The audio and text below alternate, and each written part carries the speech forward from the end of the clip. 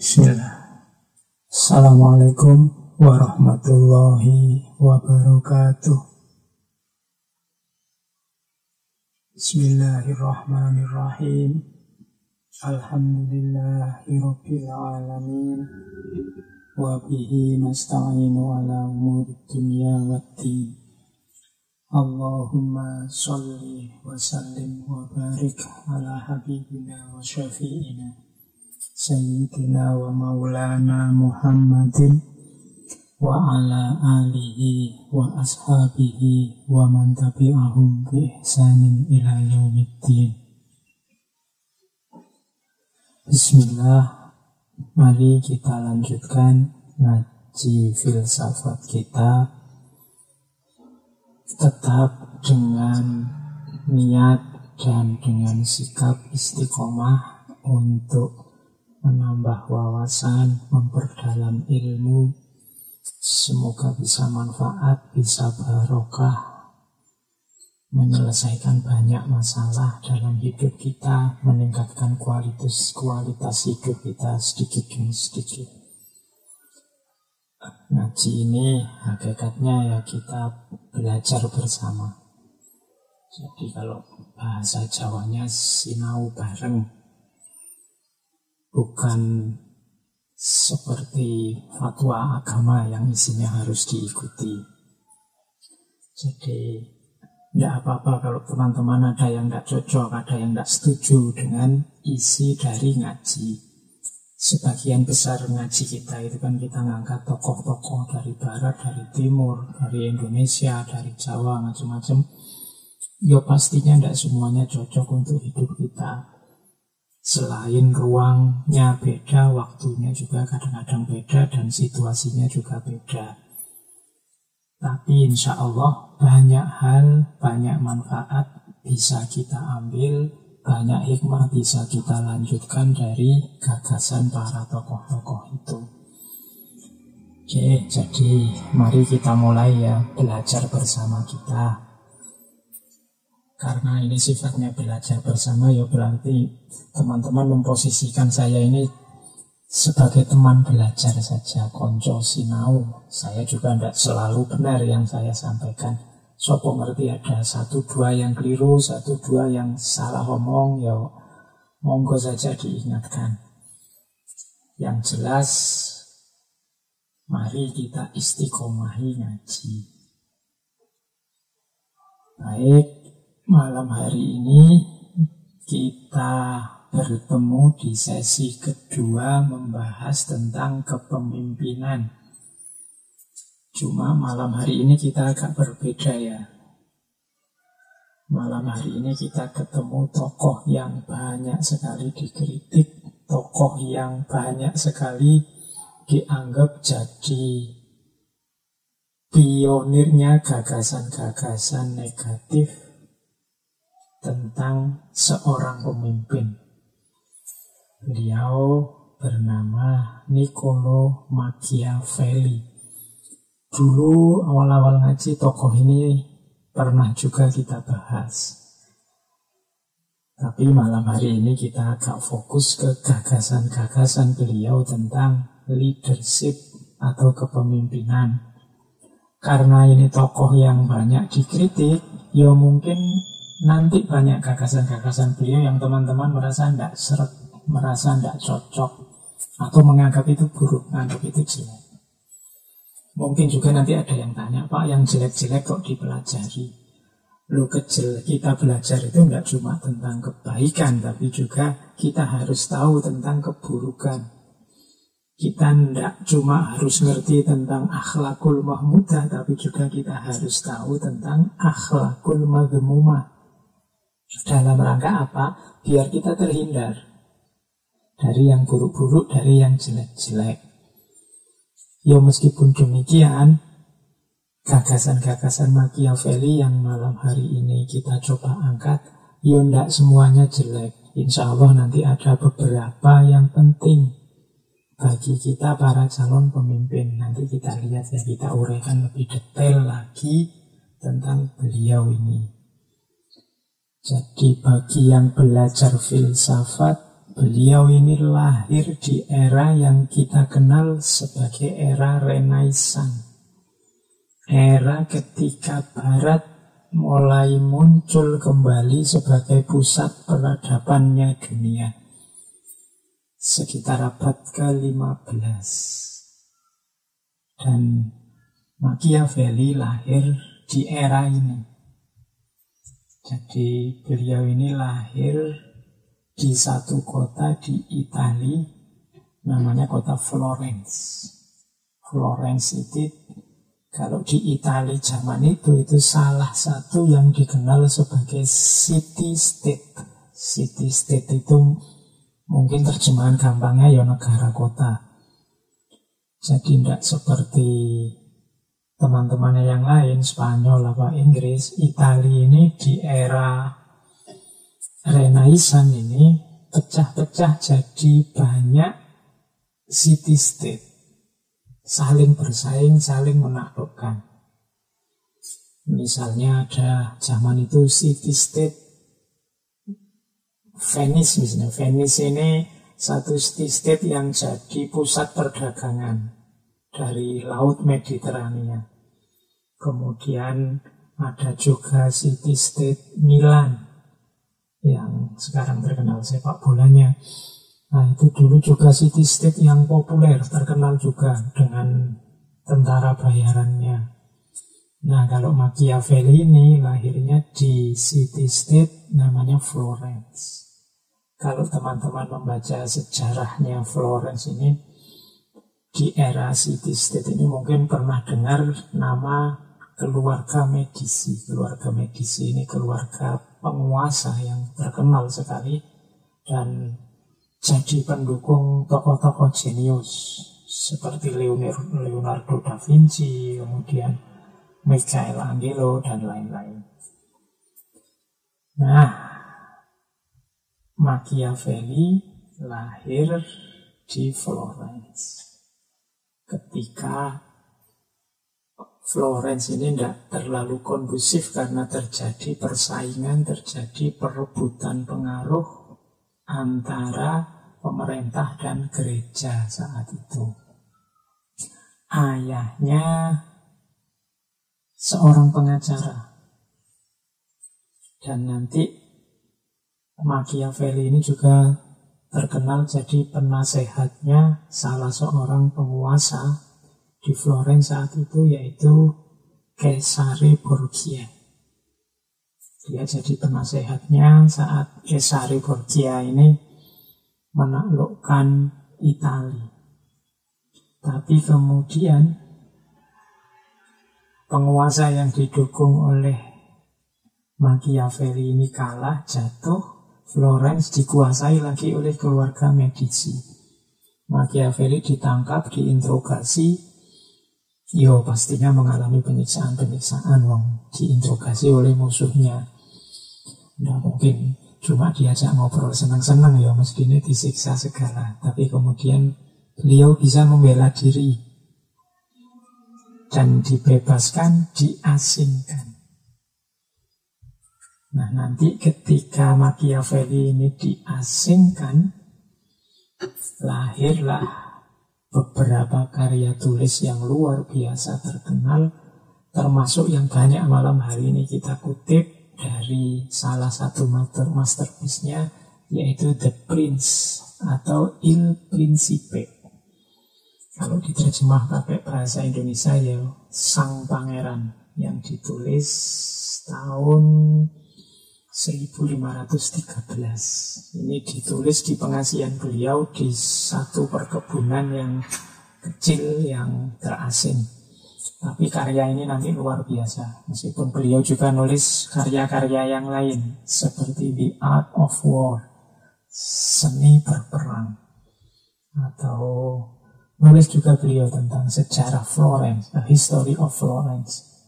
Pernah nulis juga tentang satu naskah drama yang kadang-kadang juga masih dipentaskan. Tapi yang paling terkenal dari karya-karya beliau ya The Prince, Il Principe tadi. Buku ini luar biasa. Saking luar biasanya bahkan ada yang bilang buku The Prince ini adalah buku petunjuk bagi para diktator. Karena memang isinya ini ngajari para pemimpin bagaimana caranya meraih kekuasaan dan mempertahankan kekuasaan. Pengaruhnya banyak dari buku ini. Kalau dalam sejarah ya ada beberapa tokoh yang dikenal ngefans sama Machiavelli ini. Misalnya Benito Mussolini. Bahkan kabarnya Napoleon Bonaparte itu kalau tidur bukunya Machiavelli The Prince ini ditaruh di bawah bantalnya. Yang terkenal ngefans juga adalah Hitler dan Stalin. Jadi orang-orang jos semua ini yang ngefans sama Machiavelli. Kalau di antara filosof yang memuji beliau ya Francis Bacon yang 2 bulan lalu kita angkat, atau juga tokoh filosof romantik yang Jacques Rousseau dari Perancis. Jadi ini menunjukkan bagaimana berpengaruhnya gagasan-gagasan beliau. Ya secara pribadi itu biografi beliau ini nanti ya menikah juga, bahkan anaknya 6 dan meninggal dunia pada usia belum terlalu tua, sekitar 58 tahun 1527. Nah, malam hari ini kita lihat gagasan-gagasan beliau yang mungkin berguna untuk anak-anak muda, untuk teman-teman yang mau meniti karir sebagai pemimpin, seorang leader. Saya bilang tadi ya banyak kritik, bahkan banyak celaan terhadap karyanya Machiavelli, The Prince tadi. Tapi bukan berarti tidak ada yang bisa kita ambil, tidak ada yang tidak bisa kita teladani dari karya beliau The Prince ini. Baik, bismillah, kita mulai membahas kepemimpinan, bagaimana cara memimpin yang baik versinya Machiavelli. Ambil yang baik, tinggalkan yang buruk. Nah, hari ini prinsipnya itu ya. Kalau merasa tidak cocok, ya tidak usah dipakai. Ada yang bisa dipakai begitu saja, ada yang harus lihat situasi dan konteksnya dulu, ada yang mending nggak usah dipakai saja. Itu kebijaksanaan teman-teman yang malam hari ini ikut ngaji. Beberapa gagasan memang agak unik, agak aneh. Nah ini juga pesan untuk teman-teman nanti yang motong-motong yang nanti kalau motongnya tidak pas, rasanya ngaji ini sedang mengajarkan yang tidak pas juga. Maka tolong yang motong-motong untuk kepentingan kontennya masing-masing juga monggo hati-hati. Baik, kita mulai dari awal dulu biar nggak salah paham tentang gagasan-gagasan beliau ini. Yang pertama, mari kita lihat corak berpikirnya sebelum kita menjelajahi isi pikirannya. Jadi, ciri pemikirannya Machiavelli itu 3. Yang pertama realis, yang kedua pragmatis, yang ketiga individualis. Realis itu berarti gagasannya Machiavelli ini sebenarnya dia tidak ngomong apa yang seharusnya, apa yang ideal yang harus dilakukan oleh seorang pemimpin. Tetapi dia sebenarnya sedang bicara apa yang selama ini berjalan dalam kenyataan politik. Jadi beliau tidak sedang bicara yang ideal-ideal, tapi beliau ini sedang bicara yang nyata-nyata sejak dulu-dulu. Yang namanya politik, yang namanya pemimpin yang sukses, itu kelakuannya seperti ini loh. Maka kalau kamu ingin sukses, ya boleh niru ini. Yang selama ini berjalan begitu. Ini gagasan semacam ini namanya realis. Dan nanti ada gagasan idealis.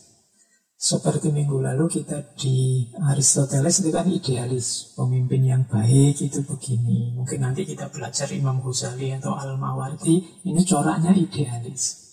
Nah, Machiavelli tidak begitu. Dia ini sedang cerita dengan dasar realisme. Kenyataannya selama ini begitu. Loh, kok Machiavelli bilang pemimpin itu ya kalau kurang kejam misalnya kan, di antara pendapatnya Machiavelli, kalau menghukum orang itu jangan setengah-setengah. Kalau setengah-setengah dia tidak kapok. Dihukum saja sampai dia kapok, atau sampai dia tidak berani balas dendam. Kalau dihukum setengah-setengah, nanti mesti dia tidak kapok terus ingin ngulang lagi dan menyusahkan lagi. Nah itu, ini kan kontroversi pandangan seperti ini. Tapi mungkin Machiavelli melihat biasanya begitu, selama ini begitu. Hukuman yang tidak bikin kapok itu ya cenderung diulang lagi. Senyatanya begitu selama ini yang berjalan. Nah ini namanya pandangan realisme. Berangkat dari kenyataan, tidak berangkat dari ideal-ideal. Kalau kita kan lebih sreg sama yang ideal-ideal. Tapi kadang-kadang kelakuan kita itu ya podo wae sama, agak berjarak antara ideal dengan yang kita laksanakan. Nah, Machiavelli ingin jujur menunjukkan bahwa ya selama ini begitu orang berpolitik. Kan kita sendiri juga kan sering bilang, wah politik itu kotor, politik itu hanya kepentingan dan seterusnya. Nah, ini realismenya memang begitu. Nah, itu yang pertama, cirinya Machiavelli.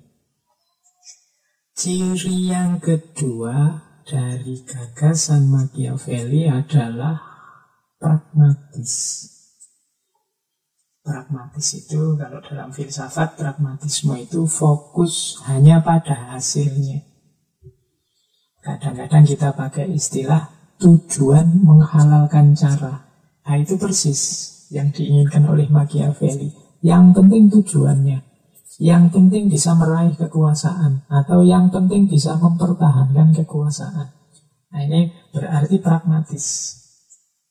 Nanti kalau teman-teman belajar politik ada istilah Machiavellisme. Machiavellisme itu yang penting pemerintah dan negara harus tegak, apapun caranya. Tidak boleh dia jatuh. Itu Machiavellisme. Apakah dengan cara yang baik atau dengan cara yang curang atau dengan cara yang licik, monggo, yang penting pemerintah dan negara itu harus selalu tegak, jangan sampai jatuh. Nah, pandangan semacam ini sering disebut Machiavellisme karena memang ciri semacam ini yang dikembangkan oleh Machiavelli. Ciri pragmatis, yang penting kan tujuannya. Gunanya apa? Cara ruwet-ruwet, rumit-rumit, ideal-ideal kalau tidak sampai tujuan. Itu mungkin yang ada di pikirannya Machiavelli. Jadi kebenaran sesuatu itu dilihat dari efeknya, hasilnya. Terserah prosesnya apa. Nah itu kalau mahasiswa ya misalnya ini, yang penting kamu lulus cepat, dapat ijazah, IP-mu tinggi. Terserah caramu gimana. Kamu mau belajar serius, ngapalin buku ya monggo. Kamu mau curang kalau ujian nyontek ya monggo. Atau kamu mau pendekatan sama dosennya, ke rumahnya bawa buah 10 kilo ya monggo. Yang penting kan lulus cepet, nilainya bagus, dapat ijazah. Nah, ini namanya pragmatis.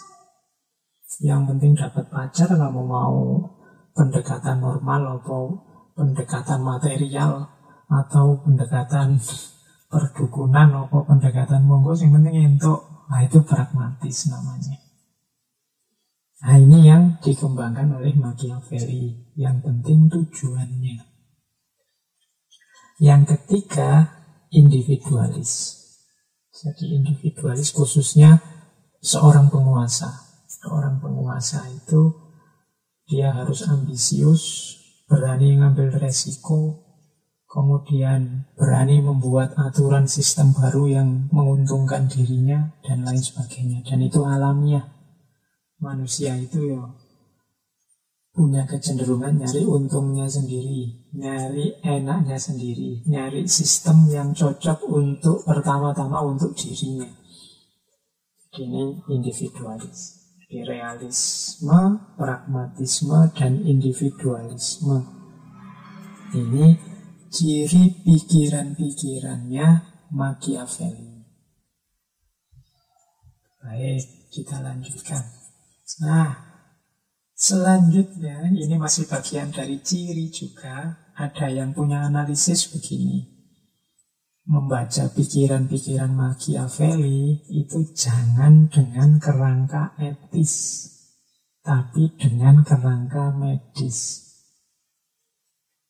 Ya kalau pakai kerangka etis, gagasan-gagasan yang dilontarkan oleh Machiavelli itu rasanya tidak bermoral semua. Masuk manusia bisa sekejam itu, manusia bisa selicik itu, manusia bisa semunafik itu, manusia bisa securang itu, mungkin begitu. Itu kalau pakai kerangka etis.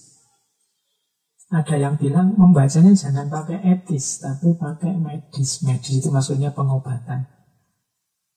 Maksudnya apa kok dibaca sebagai medis itu? Karena nasihat-nasihatnya Machiavelli yang ditujukan kepada penguasa saat itu sebenarnya dalam rangka untuk memperkuat negaranya, memperkuat Florence yang saat itu kan bolak-balik ganti penguasa, bolak-balik perang, bolak-balik konflik, sehingga negara jadi lemah. Untuk biar negara kuat butuh seorang pemimpin, butuh seorang penguasa yang kuat. Maka jadi pemimpin ini jadi obatnya, pemimpin yang kuat ini jadi alat medisnya. Maka membacanya medis. Bahkan ada kalimat dari Machiavelli itu, seditious people should be imputed before they infect the whole state. Orang-orang yang berkhianat itu dianggap seperti anggota tubuh yang cacat, yang terinfeksi. Ini harus segera diamputasi. Kalau tidak diamputasi, dia nular ke anggota masyarakat yang lain. Jadi makanya beberapa saran dari Machiavelli rasanya kok kejam ya. Tapi enggak, ini dalam rangka mengamputasi anggota tubuh yang terinfeksi. Dia harus dihabisi sampai tuntas, biar apa? Tidak nular. Kalau orang-orang yang berkhianat, orang-orang yang curang ini nular, lama-lama negara tambah lemah, negara bisa jatuh. Nah, ini obatnya. Itu makanya membacanya secara medis, tidak secara etis ya memang tidak masuk. Masuknya secara medis. Nah ini ada yang punya perspektif seperti itu. Ya monggo silahkan dikontekstualkan dengan situasi yang pas butuh medis itu kapan. Ketika etik tidak bisa masuk lagi. Kalau dunia medis itu kan etiknya khusus. Misalnya dokter, itu kan dia punya etik khusus. Kalau dalam kondisi normal kamu tidak boleh lihat auratnya lawan jenis, tapi dokter punya situasi khusus. Dalam kondisi normal ya tidak boleh kamu melukai orang lain, tapi dokter ya dia bahkan bisa membelah perutmu, dia bisa ngedel-edel isi perutmu, ya macam-macam. Dokter tetap dianggap etis, dia punya etika khusus. Jadi dalam dunia etik kan memang ada wilayah-wilayah khusus, medis misalnya. Perang itu kan juga punya etika khusus. Kalau dalam situasi perang kan tidak bisa kita pakai etika normal. Kalau ketemu saudara saling menghormati, saling menghargai, ya tewas kalau kamu dalam situasi perang. Olahraga, pertandingan misalnya kan ada etikanya khusus. Tidak bisa bal-balan terus mengembangkan etika, saling menghormati, saling menghargai, saling ngalah. Orang itu bal-balan. Jadi membacanya berarti Machiavelli membaca secara medis. Ini konsep perspektif dan cara baca ini penting karena hari ini kita bergumul di dunia data dan informasi. Kita hidup di dunia per-HP-an, dunia internet, dunia medsos yang isinya informasi-informasi yang kadang-kadang tidak jelas ini dibaca sebagai apa, sebagai etis kah, sebagai medis kah, sebagai guyon kah, sebagai sekedar informasi kah. Nah ini teman-teman yang harus cerdas menyikapi informasi apapun yang masuk biar nggak keliru. Karena salah baca itu bisa bikin konflik, bisa bikin masalah. yang harusnya dibaca secara medis, dibaca secara etis. Terus kamu demo dokter-dokter, dasar dokter nggak ngerti agama, auratnya orang kok dibuka-buka. Loh ya kamu salah, dokter ya orang pakai etis. Dokter secara medis punya etika sendiri. Wah, dasar dokter kejam sekali, giginya orang dicabuti. Loh itu etika medis, jangan dijajarkan dengan etika yang lain. Kalau perang ada penyiksaan, ada pembunuhan, ya itu memang situasinya perang. Oke, kita lanjutkan. Jadi seperti itu cara membaca. Kalau kita canggih mendaya gunakan ini, kita pinter tahu cara membacanya seperti apa, ini konteksnya apa, dalam situasi apa, dengan kacamata apa harus dibaca. Mungkin tidak banyak konflik yang tidak perlu harus kita ladeni hari ini. Kadang-kadang konflik itu lahir karena kacamata yang berbeda saja. Baik, kita lanjutkan. Kita mulai. Kalau tadi coraknya, sekarang kita lihat asumsinya seorang Machiavelli tentang manusia. Ini penting karena nanti biar teman-teman tidak kaget. Lo kok mikirnya begitu ya? Karena dia punya pandangan sendiri tentang manusia. Dalam banyak ngaji sebelumnya ketika membahas manusia kan sering saya jelaskan. Pembahasan tentang manusia itu ada yang punya asumsi positif, punya asumsi negatif.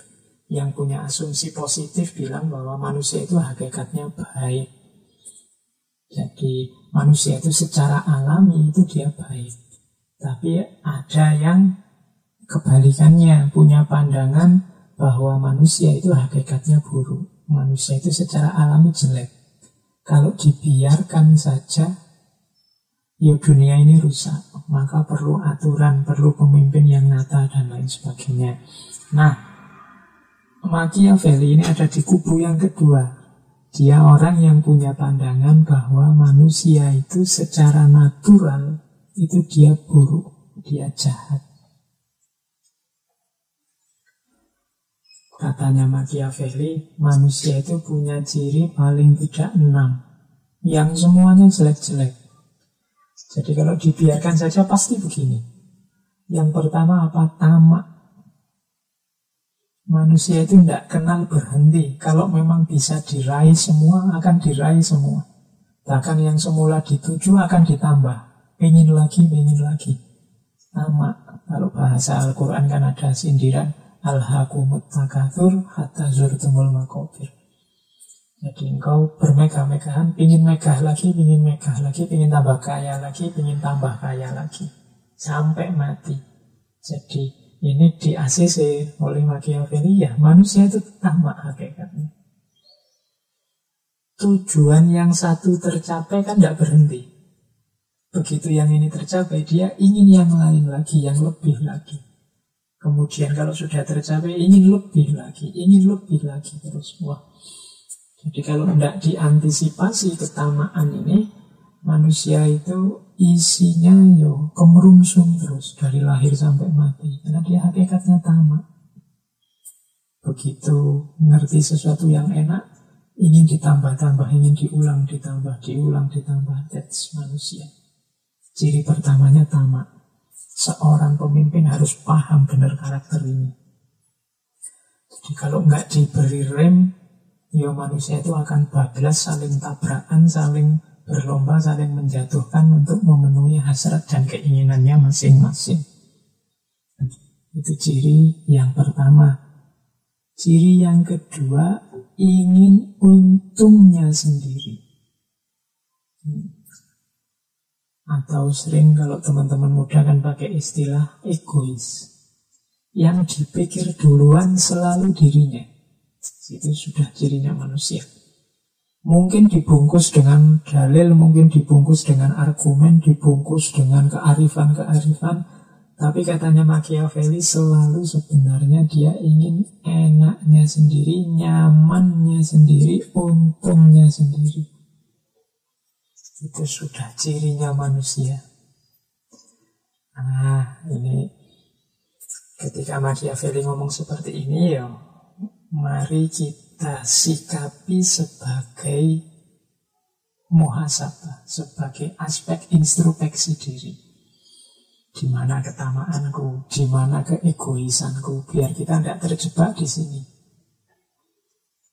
Kemudian yang ketiga, manusia itu biasanya tidak kuat susah, tidak betah sengsara. Ingin segera lepas kalau hidupnya tidak nyaman, tidak enak. Ini sering menjebak penguasa-penguasa yang cerdik. Dia mengerti benar situasi ini. Jadi ingin segera lepas dari bahaya. Karena dia tidak tahan, tidak kuat. Maka kadang-kadang ada penguasa tertentu yang untuk membuat orang suka dengan dirinya, itu terlebih dahulu orang yang dia pimpin dibikin susah. Tambah susah, nanti dia hadir untuk mengurangi kesulitan itu. Nah, ini dia ngerti benar wataknya manusia yang ingin segera lepas dari bahaya. Nah, itu kan ada cerita dari Nasruddin yang dulu pernah kita bahas itu. Ini filosof ulama yang lucu. Jadi suatu ketika ada tetangganya mengadu pada Nasruddin. Dia cerita begini, Nasruddin, hidupku ini kok susah ya, hidupku ini kok sumpek terus. Ingin rasanya lega, ingin rasanya nyaman gitu, tapi rasanya kok ruwet.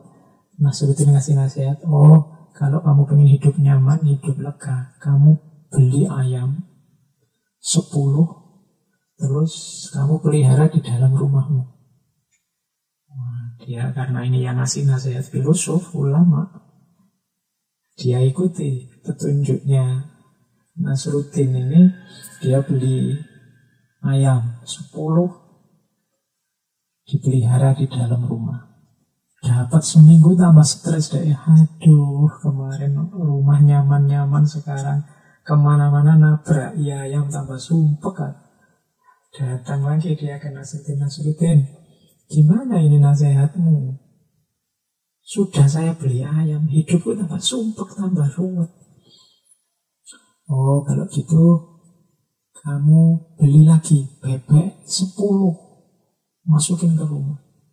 Kenapa tidak tambah ruwet? Stop, pokoknya beli bebek.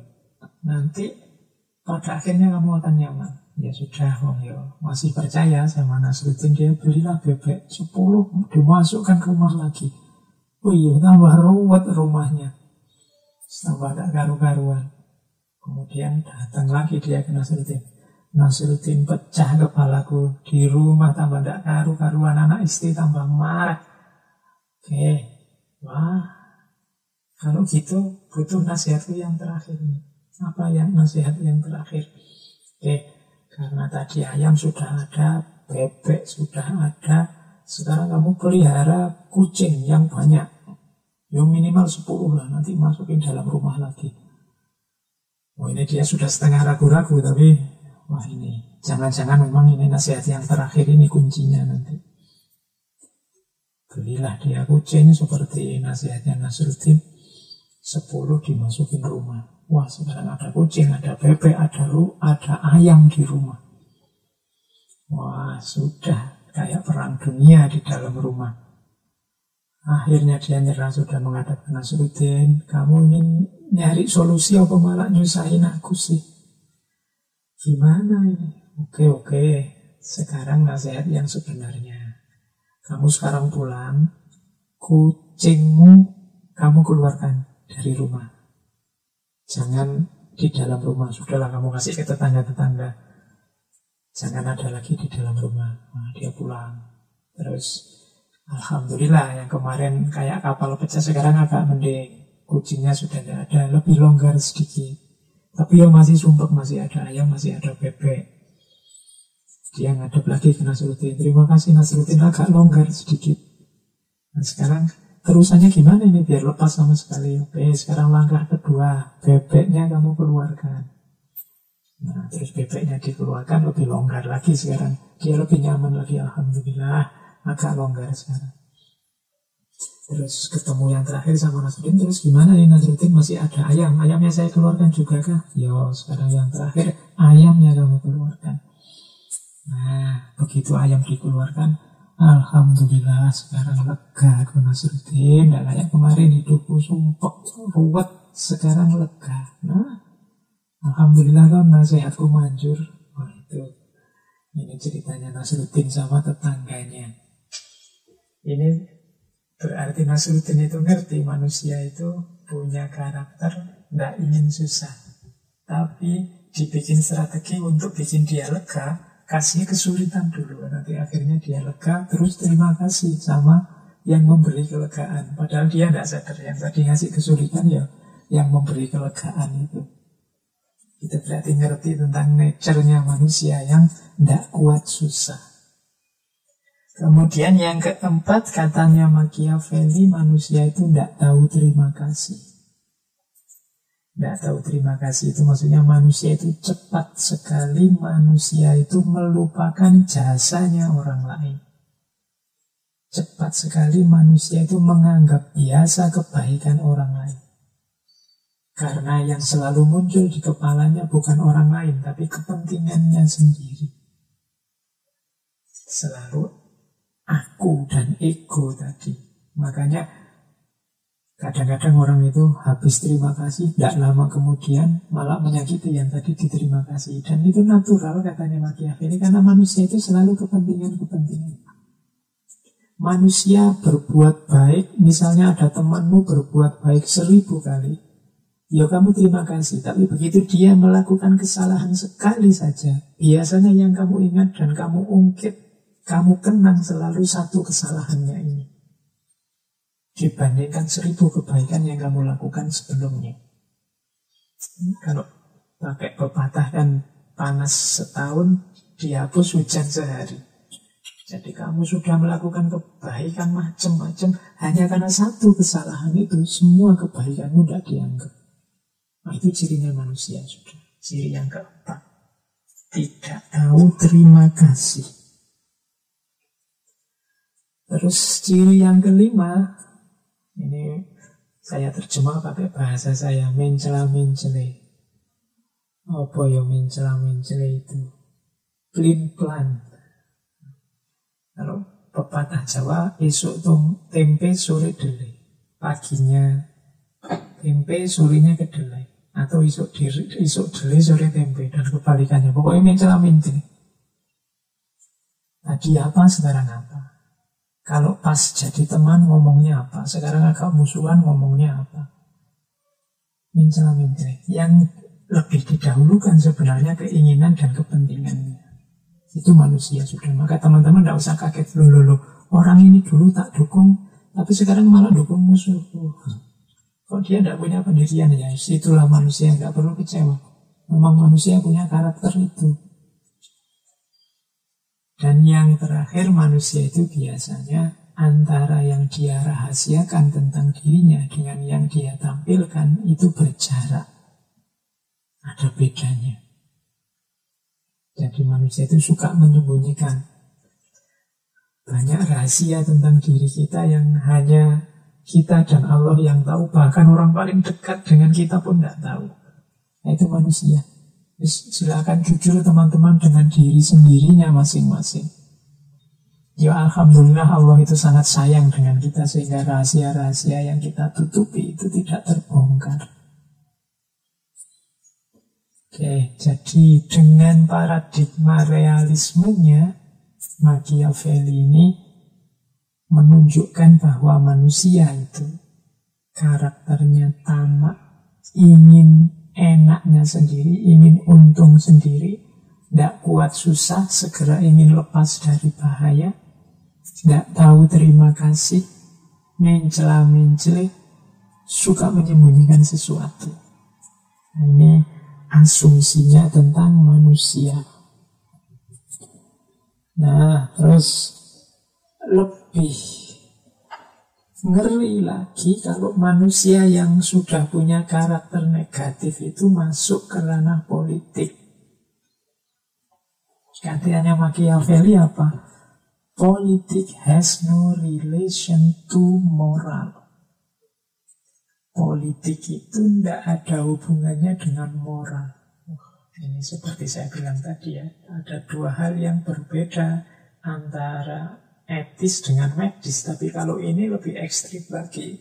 Ada dua hal yang berbeda antara etis dengan politik. Kita kan sering digelisahkan oleh kelakuan-kelakuan para politisi yang menurut kita tidak etis. Tapi katanya Machiavelli justru politik has no relation to moral. Politik tidak ada hubungannya dengan moral. Oh, ini teman-teman mesti mencurang semua ini yang ngobrol. Kok bisa tuh? Tapi inilah realitanya. Diingat-ingat paradigmanya realisme. Kenyataannya memang begitu. Kalau orang sudah masuk politik, yang bunyi duluan selalu kepentingannya, ambisinya. Bukan etika, bukan moralnya. Ada sih kajian khusus namanya etika politik. Cuma etika politik ini kadang-kadang ya sifatnya terlalu ideal, sehingga dalam kenyataannya jadi tidak bunyi. Atau tadi sebenarnya tidak etis tapi disembunyikan biar kelihatan etis saja. Manusia itu suka menyembunyikan. Politik has no relation to moral. Maka teman-teman ayo waspada, ayo hati-hati siapapun yang masuk ke dunia politik. Ya ini Machiavelli ngomongnya dalam paradigma realis. Kenyataannya begitu. Ya mari kalau mampu kita bangun kenyataan yang berbeda, bahwa berpolitik dan bermoral juga bisa jalan seiring. Itu PR kita semua. Sehingga teorinya Machiavelli ini nanti bisa diubah. Bahwa berpolitik sekaligus bermoral itu bukan dua hal yang bertentangan. Terus yang kedua, dia juga punya pandangan, kalau ini populer sekali, it's better to be feared than love if you cannot be both. Lebih baik ditakuti daripada dicintai kalau engkau tidak bisa dua-duanya. Ini dalam politik, apalagi kita sebagai seorang pemimpin, kadang-kadang kan bingung milih. Enaknya pemimpin itu yang dicintai apa yang ditakuti. Terus biasanya juga secara idealis kita jawab pemimpin yang terbaik adalah pemimpin yang dicintai oleh rakyatnya. Kalau katanya Machiavelli enggak. Ya cinta di sini diartikan mudahnya ya, bukan cinta mendalam, cinta yang tulus, cinta yang kita teorikan rumit kemarin-kemarin, tapi cinta artikan saja disukai. Enak mana jadi pemimpin yang disukai atau pemimpin yang ditakuti? Kita mungkin jawabnya lebih enak pemimpin yang disukai. Tapi katanya Machiavelli tidak. Lebih enak pemimpin yang ditakuti. Mengapa? Loh, manusia itu dengan karakter-karakter buruknya tadi. Iya, sekarang dia menyatakan diri suka sama kita. Tapi kalau nanti kepentingannya berubah, atau dia merasa terancam oleh kehadiran kita, wah, cinta, kesukaannya dia akan berbalik. Yang tadinya muji-muji sekarang bisa menyerang. Itu kalau dasarnya dia suka. Tapi beda kalau dasarnya dia takut. Kalau dia sudah takut sama kita, apapun kedudukan dia, apapun situasinya, dia tidak berani macam-macam sama kita. Ini saya tidak ngajari jelek ya ini. Pandangannya Machiavelli begitu. Realita dalam dunia politik itu antara disukai atau ditakuti. Machiavelli milih mending ditakuti, wes. If you cannot be both, if you cannot be both itu kalau tidak bisa dua-duanya, ya syukur dua-duanya. Ya disukai sekaligus ditakuti. Kalau ini sempurna. Tapi kadang-kadang kita harus milih enak mana jadi pemimpin yang populis sehingga disukai, atau pemimpin yang ditakuti. Nah, Machiavelli yang jawabnya jujur, ya mending ditakuti saja. Kalau ditakuti orang tidak berani macam-macam sama kita. Yang kita perintahkan dipatuhi.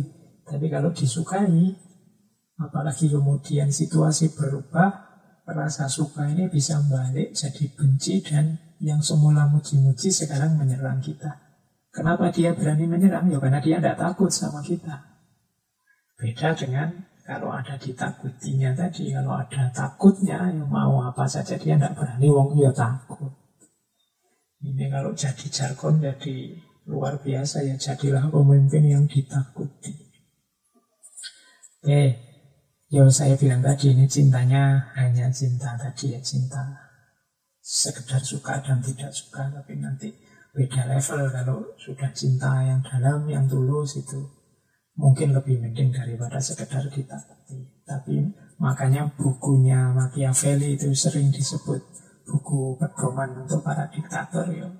Para diktator itu kadang-kadang gayanya ya seperti ini, yang didahulukan menakuti orangnya, biar orang takut dulu. Karena orang itu kalau sudah terserang saraf takutnya, dia sudah mengkerut, tidak berani ngapa-ngapain sudah. Para teroris itu kan menyebarkan teror itu kan untuk menumbuhkan rasa takut, karena mereka ngerti benar kalau rasa takut ini sudah tumbuh, orang sudah tidak berani ngapa-ngapain. Baik, ini paling tidak pelajaran dari Machiavelli. Kita punya situasi semacam ini, bahwa dalam dunia politik ternyata lebih menguntungkan ditakuti daripada disukai. Kemudian yang ketiga, sebagai makhluk politik, manusia itu adalah makhluk yang ambisius. Manusia itu dari satu ambisi ke ambisi yang lain. Selalu yang dipikirkan keinginannya, target-targetnya. Yang didahulukan selalu individu dirinya. Meskipun sebelum masuk ke satu lembaga misalnya sudah dididik untuk komitmen, untuk loyal pada lembaga dan macam-macam, tapi yang pertama-tama dipikir selalu dirinya, jenjang karirnya, progres kelembagaan dirinya sendiri. Men rise from one ambition to another. First they seek to secure themselves against attack, and then they attack others. Manusia itu tampil dari satu ambisi ke ambisi yang lain. Pertama-tama dia berambisi untuk mengamankan dirinya biar tidak diserang orang lain. Kemudian mereka berambisi untuk mengalahkan dan menyerang orang lain. Jadi hidup ini dengan karakter sebagaimana digambarkan oleh Machiavelli, isinya serang menyerang. Yang tidak terlalu kuat biasanya bertahan untuk tidak ditaklukkan, yang merasa sudah kuat berusaha untuk menaklukkan. Itulah belantara yang namanya politik. Oke, jadi itu sekilas pengantar. Dari sini mungkin teman-teman sudah dapat gambaran seperti apa pandangan politik dan pandangan Machiavelli tentang manusia. Ini kita belum ngomong tentang leadership-nya. Kita mulai sekarang tentang prinsip-prinsip kepemimpinan. Tadi saya bilang, ya meskipun tipe beliau itu seperti itu, tulisan-tulisannya dalam The Prince, ini konteksnya adalah medis untuk memperkuat pemimpin, untuk memperkuat negara yang segala cara halal, yang penting hasilnya sukses. Tapi bukan berarti semua gagasan-gagasan beliau itu jelek. Ada beberapa prinsip-prinsip kepemimpinan yang menurut saya penting untuk kita, apalagi untuk teman-teman yang masih muda. Ya monggo nanti kita sortir, kita pilih saja mana yang manfaat dari tokoh besar ini. Baik, bismillah, kita mulai leadership principles. Jadi prinsip-prinsip kepemimpinan versi Machiavelli. Ada beberapa yang tidak saya ambil karena mungkin terlalu negatif, jadi kita ambil yang lebih positif atau yang bisa dimaknai secara positif. Karena kalau yang negatif-negatif nanti mungkin diskusinya lebih banyak di filsafat politik. Tapi bulan ini kan kita fokus untuk membangun karakter seorang leader yang kuat, yang bisa ditiru, yang mampu memimpin dengan baik. Yang pertama, katanya Machiavelli, before all else be art. Sebelum apapun, sebelum segalanya, be art. Be art itu persenjatai dirimu. Kalau di bukunya Machiavelli mungkin arahnya kalimat ini ya harus punya pasukan, harus punya senjata sebagai seorang pemimpin. Tapi untuk konteks kita, before or else be armed ini, sebelum apapun persenjatai diri itu, kalau saya lebih suka mengartikannya berdayakan dirimu antara lain dengan ilmu pengetahuan. Jadi kalian harus punya andalan, punya senjata. Hidup ini kan kalau tidak punya andalan agak susah. Dan andalan yang paling baik itu diri kita sendiri, kualitas diri kita yang meningkat. Ada orang yang mengandalkan orang tuanya, ada orang yang mengandalkan hartanya, ada orang yang mengandalkan organisasinya, lembaganya. Kalau andalannya di luar dirinya, ya nanti pada suatu saat yang di luar diri ini jauh terpisah atau lepas, ya kita akan kesulitan. Maka bentuk dirimu, persenjatai dirimu dengan cara mengandalkan dirimu sendiri. Berarti apa ya? Kualitas diri kita yang meningkat. Ilmunya ditambah, skillnya ditambah, keterampilannya ditambah. Semakin banyak skill, semakin banyak ilmu, semakin banyak keterampilan, semakin kita tidak tergantung dengan yang di luar diri kita. Semakin tidak tergantung dengan di luar diri kita, ya semakin kuat, semakin tangguh kita menghadapi hidup. Saya tidak ngerti teknologi laptop, maka tiap kali laptop rusak, itu kan harus nggak di servisan. Kenapa aku nggak ngerti? Coba aku ngerti, nggak butuh servisan. Ya kalau pas rusaknya servisnya buka, atau servisnya belum bubar karena tutup atau bangkrut. Tapi kalau servisnya tutup, jadinya nggak laptopan. Kenapa? Loh, aku nggak bisa dandani laptop, nggak bisa memperbaiki laptop rusak. Alangkah baiknya kalau aku ngerti cara memperbaiki sehingga tidak tergantung dengan di luar diri. Itu ilustrasi mudahnya. Sebelum apapun yang lain, persenjatai dirimu. Jadi bangun andalan-andalan dalam hidupmu. Oh, kalau untuk ngaji Pak, ngaji Quran saya sudah mampu. Jadi saya bisa mengandalkan diriku sendiri. Mendoakan orang tua saya apa? Tak doain sendiri, tidak perlu minta orang lain. Itu kan mengandalkan diri sendiri. Oh, kalau PR yang tugas semacam ini saya bisa jalanin sendiri, saya bisa kok. Lalu enak. Atau mungkin ada yang hari ini punya adik atau punya anak, ya sekarang kan kuliahnya, sekolahnya di rumah masing-masing. Kadang-kadang gurunya, dosennya cuma ngasih tugas. Nah, itu kalau adikmu pas ngerjain tugas, itu dia berharap kamu mampu. Tapi kalau kamu tidak bisa diandalkan, kan dia juga sumpek. Mau tanya siapa, minta diajari siapa. Wong kakaknya tidak ngerti atau orang tuanya tidak ngerti. Maka sebelum apapun, kalau ingin jadi pemimpin yang tangguh, pemimpin yang kuat, punyalah banyak andalan. Khususnya dirimu sendiri. Persenjatai dirimu dengan banyak hal. Ya ilmu, ya keterampilan, ya wawasan. Baru kemudian relasi, koneksi yang di luar diri. Semuanya juga andalan-andalan. Ini prinsip pertama bagi seorang pemimpin. Pemimpin yang kuat dalam banyak hal mengandalkan dirinya sendiri. Tapi pemimpin yang lemah dalam segala hal dia mengandalkan di luar dirinya dan mengandalkan orang lain atau mengandalkan sesuatu yang lain di luar dirinya. Ini nanti jadi masalah. Maka ayo calon-calon pemimpin, teman-teman yang masih muda, persenjatai diri dengan apapun sebanyak mungkin.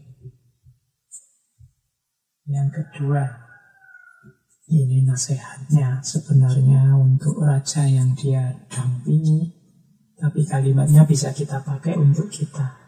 Katanya Machiavelli, if you wish to please me and to bring success and honor to yourself, do right and study, because others will help you if you help yourself.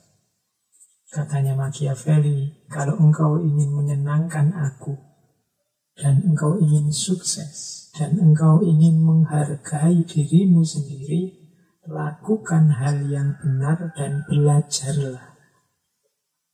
Karena orang lain akan membantumu kalau engkau membantu dirimu sendiri. Ini lanjutannya yang tadi. Jadi kalau engkau ingin menyenangkanku, engkau ingin sukses, engkau ingin jadi orang terhormat, syaratnya cuma dua. Tambah ilmumu dan do right, lakukan hal yang benar. Inilah satu-satunya andalan yang membuat kita kuat, membuat kita berdaya. Kalau kita ilmunya tambah terus, sehingga hidup kita kualitasnya meningkat, karena yang kita lakukan juga semakin baik, inilah yang disebut menolong dirinya sendiri. Mengapa harus menolong dirinya sendiri? Ya karena others will help you if you help yourself. Orang lain baru akan menolongmu kalau engkau mampu menolong dirimu sendiri. Jadi bantuan orang lain, pertolongan orang lain, itu kalau diilustrasikan seperti kalau kita punya sarung terus robek, kan terus kita nambal. Ditambal pakai cari-cari kain untuk nambal sarung. Loh, bantuannya orang lain ini ya tambalan lagi. Sementara yang dari kita sarungnya. Nah kalau sarungnya saja tidak ada, orang lain mau nambal apa? Kita punyanya cuma tambalan sarung saja, sarungnya tidak ono. Ini seperti orang yang mengharapkan bantuan orang lain saja, dia sendiri tidak memberdayakan dirinya.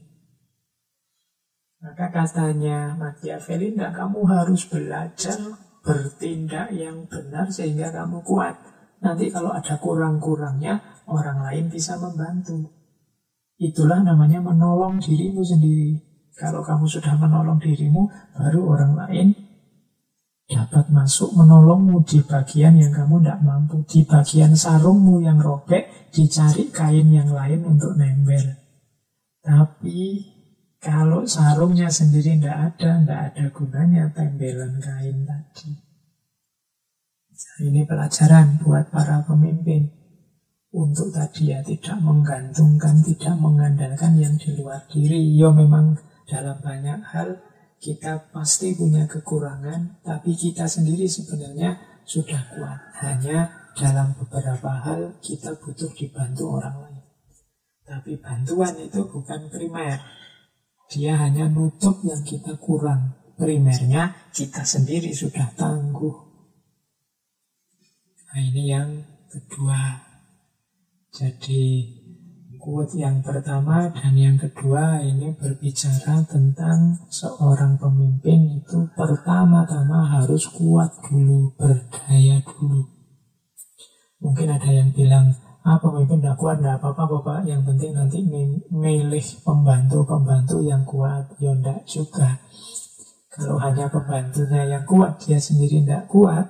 Dalam sejarah banyak kerajaan, banyak cerita-cerita zaman dulu, justru di situ nanti jadi awal kehancuran sebuah kerajaan. Karena pemimpinnya lemah. Karena betapapun pemimpin adalah yang paling tinggi, yang menata segalanya. Maka dia juga harus berdaya, punya kekuatan. Baik, yang ketiga. Nah ini untuk pemimpin juga. He who wishes to be obeyed must know how to command. Ia yang berharap dipatuhi harus tahu bagaimana caranya memerintah.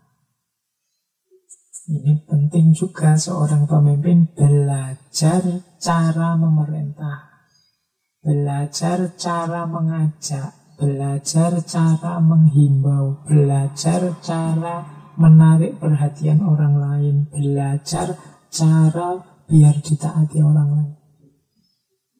Kadang-kadang yang diperintahkan benar, baik, tapi cara merintahnya keliru. Akhirnya tidak ada yang mau patuh. Maka pemimpin itu penting untuk belajar ini.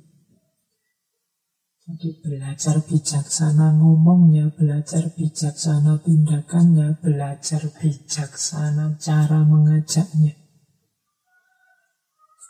Jadi mungkin teman-teman kadang mimpin organisasi apa, mimpin lembaga apa, itu sudah instruksi capek-capek, tidak ada yang nuruti. Sudah teriak-teriak ngajak, tidak ada yang mau datang. Sudah ngundang untuk acara tertentu, yang datang tidak ada 10%. Terus kita stres. Nah, ini mungkin saatnya introspeksi. Jangan-jangan kita yang kurang mampu dalam hal seni memerintah. Karena tadi manusia itu bukan makhluk yang gampang. Dia punya ciri 5 apa 6 tadi katanya Machiavelli. Oh, itu harus pinter-pinter, kadang-kadang harus dilembuti, kadang-kadang harus dikerasi, bahkan dibuat takut, kadang-kadang harus dibikin ngeri, kadang-kadang kan manusia itu begitu. Atau harus dirayu, atau harus dicontohkan dulu, atau harus dibuat simpati dulu, dan lain sebagainya. Itu namanya must know how to govern, cara merintah. Ini tidak cuma urusan organisasi besar seperti negara atau ormas, organisasi yang kecil-kecil. Kalian yang guru misalnya kadang ngajar di kelas, menyuruh muridnya diam aja sampai sumpek sendiri. Sudah teriak bolak-balik, sudah ngedok-ngedok papan, sudah banting-banting penghapus, yo muridnya saya ngomong dewe. Nah, itu kan jangan-jangan memang cara kita merintah, cara kita menarik perhatian yang harus belajar lagi. Atau di rumah, teman-teman yang mungkin ngajari adiknya, lagi enak-enak diajari, dia lari kemana, perhatiannya kemana, main HP dan macam-macam.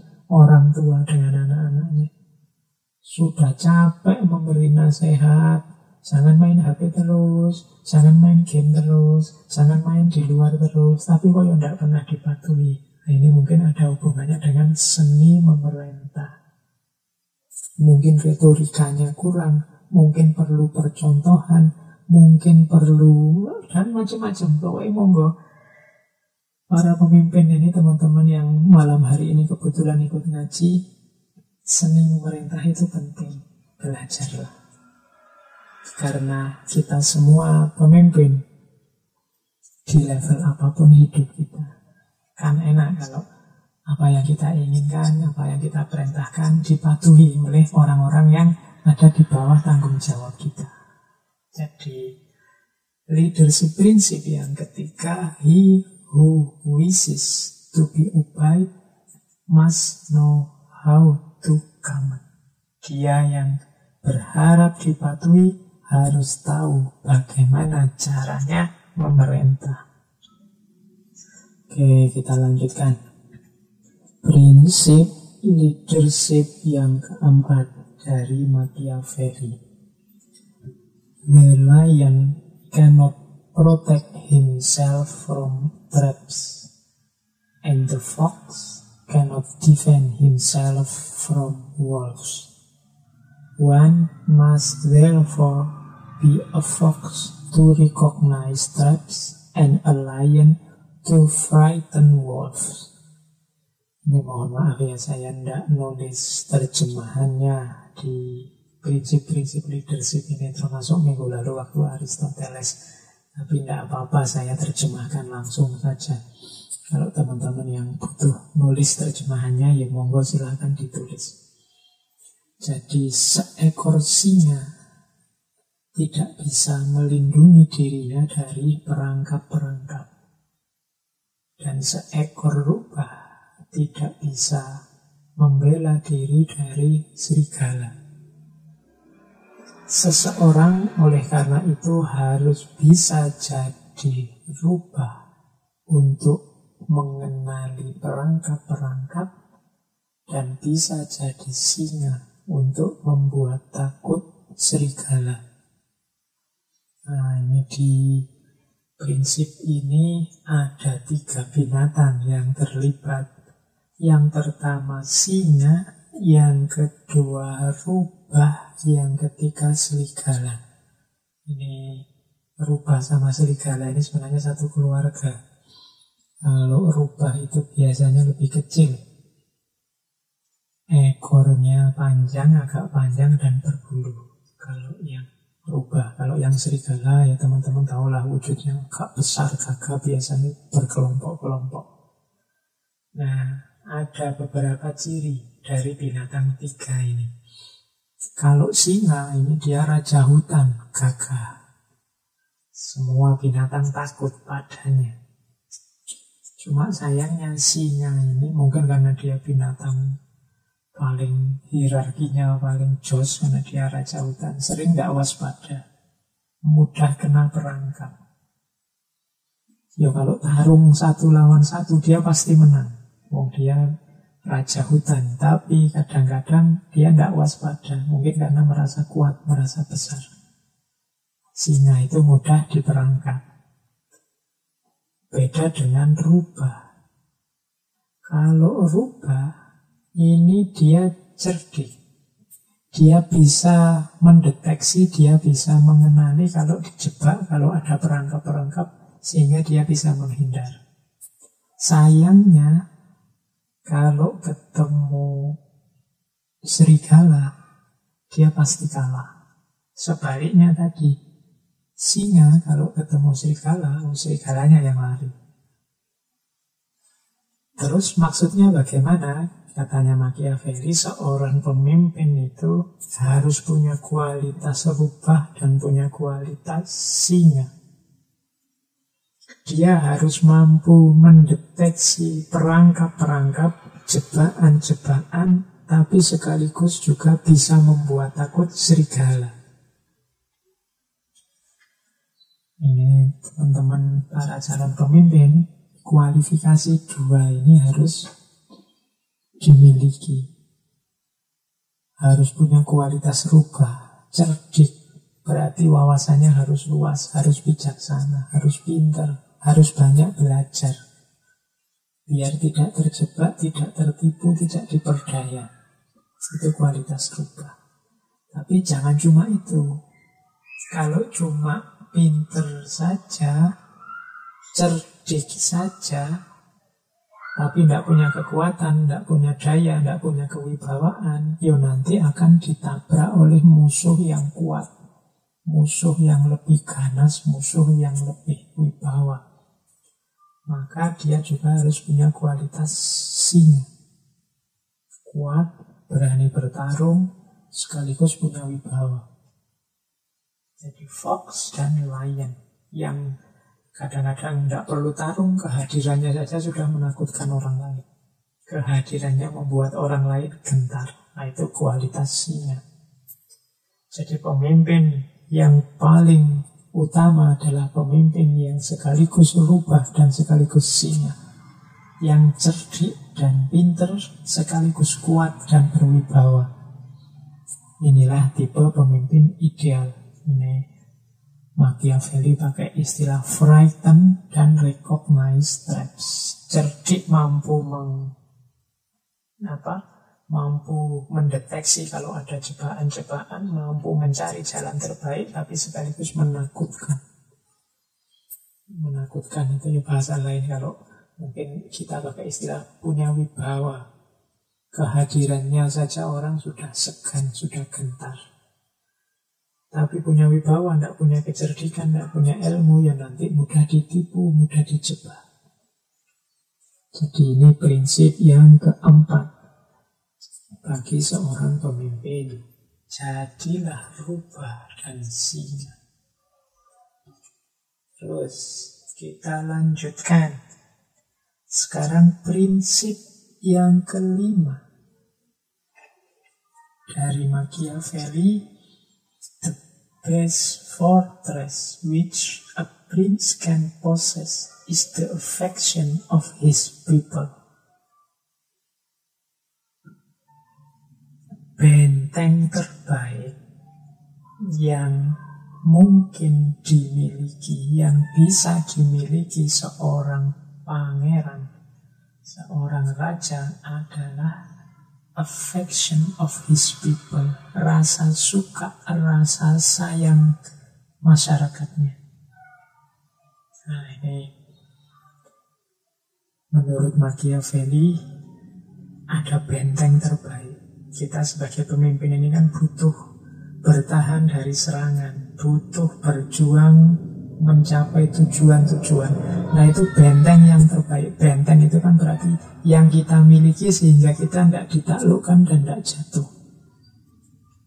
Nah benteng terbaik apa? Affection.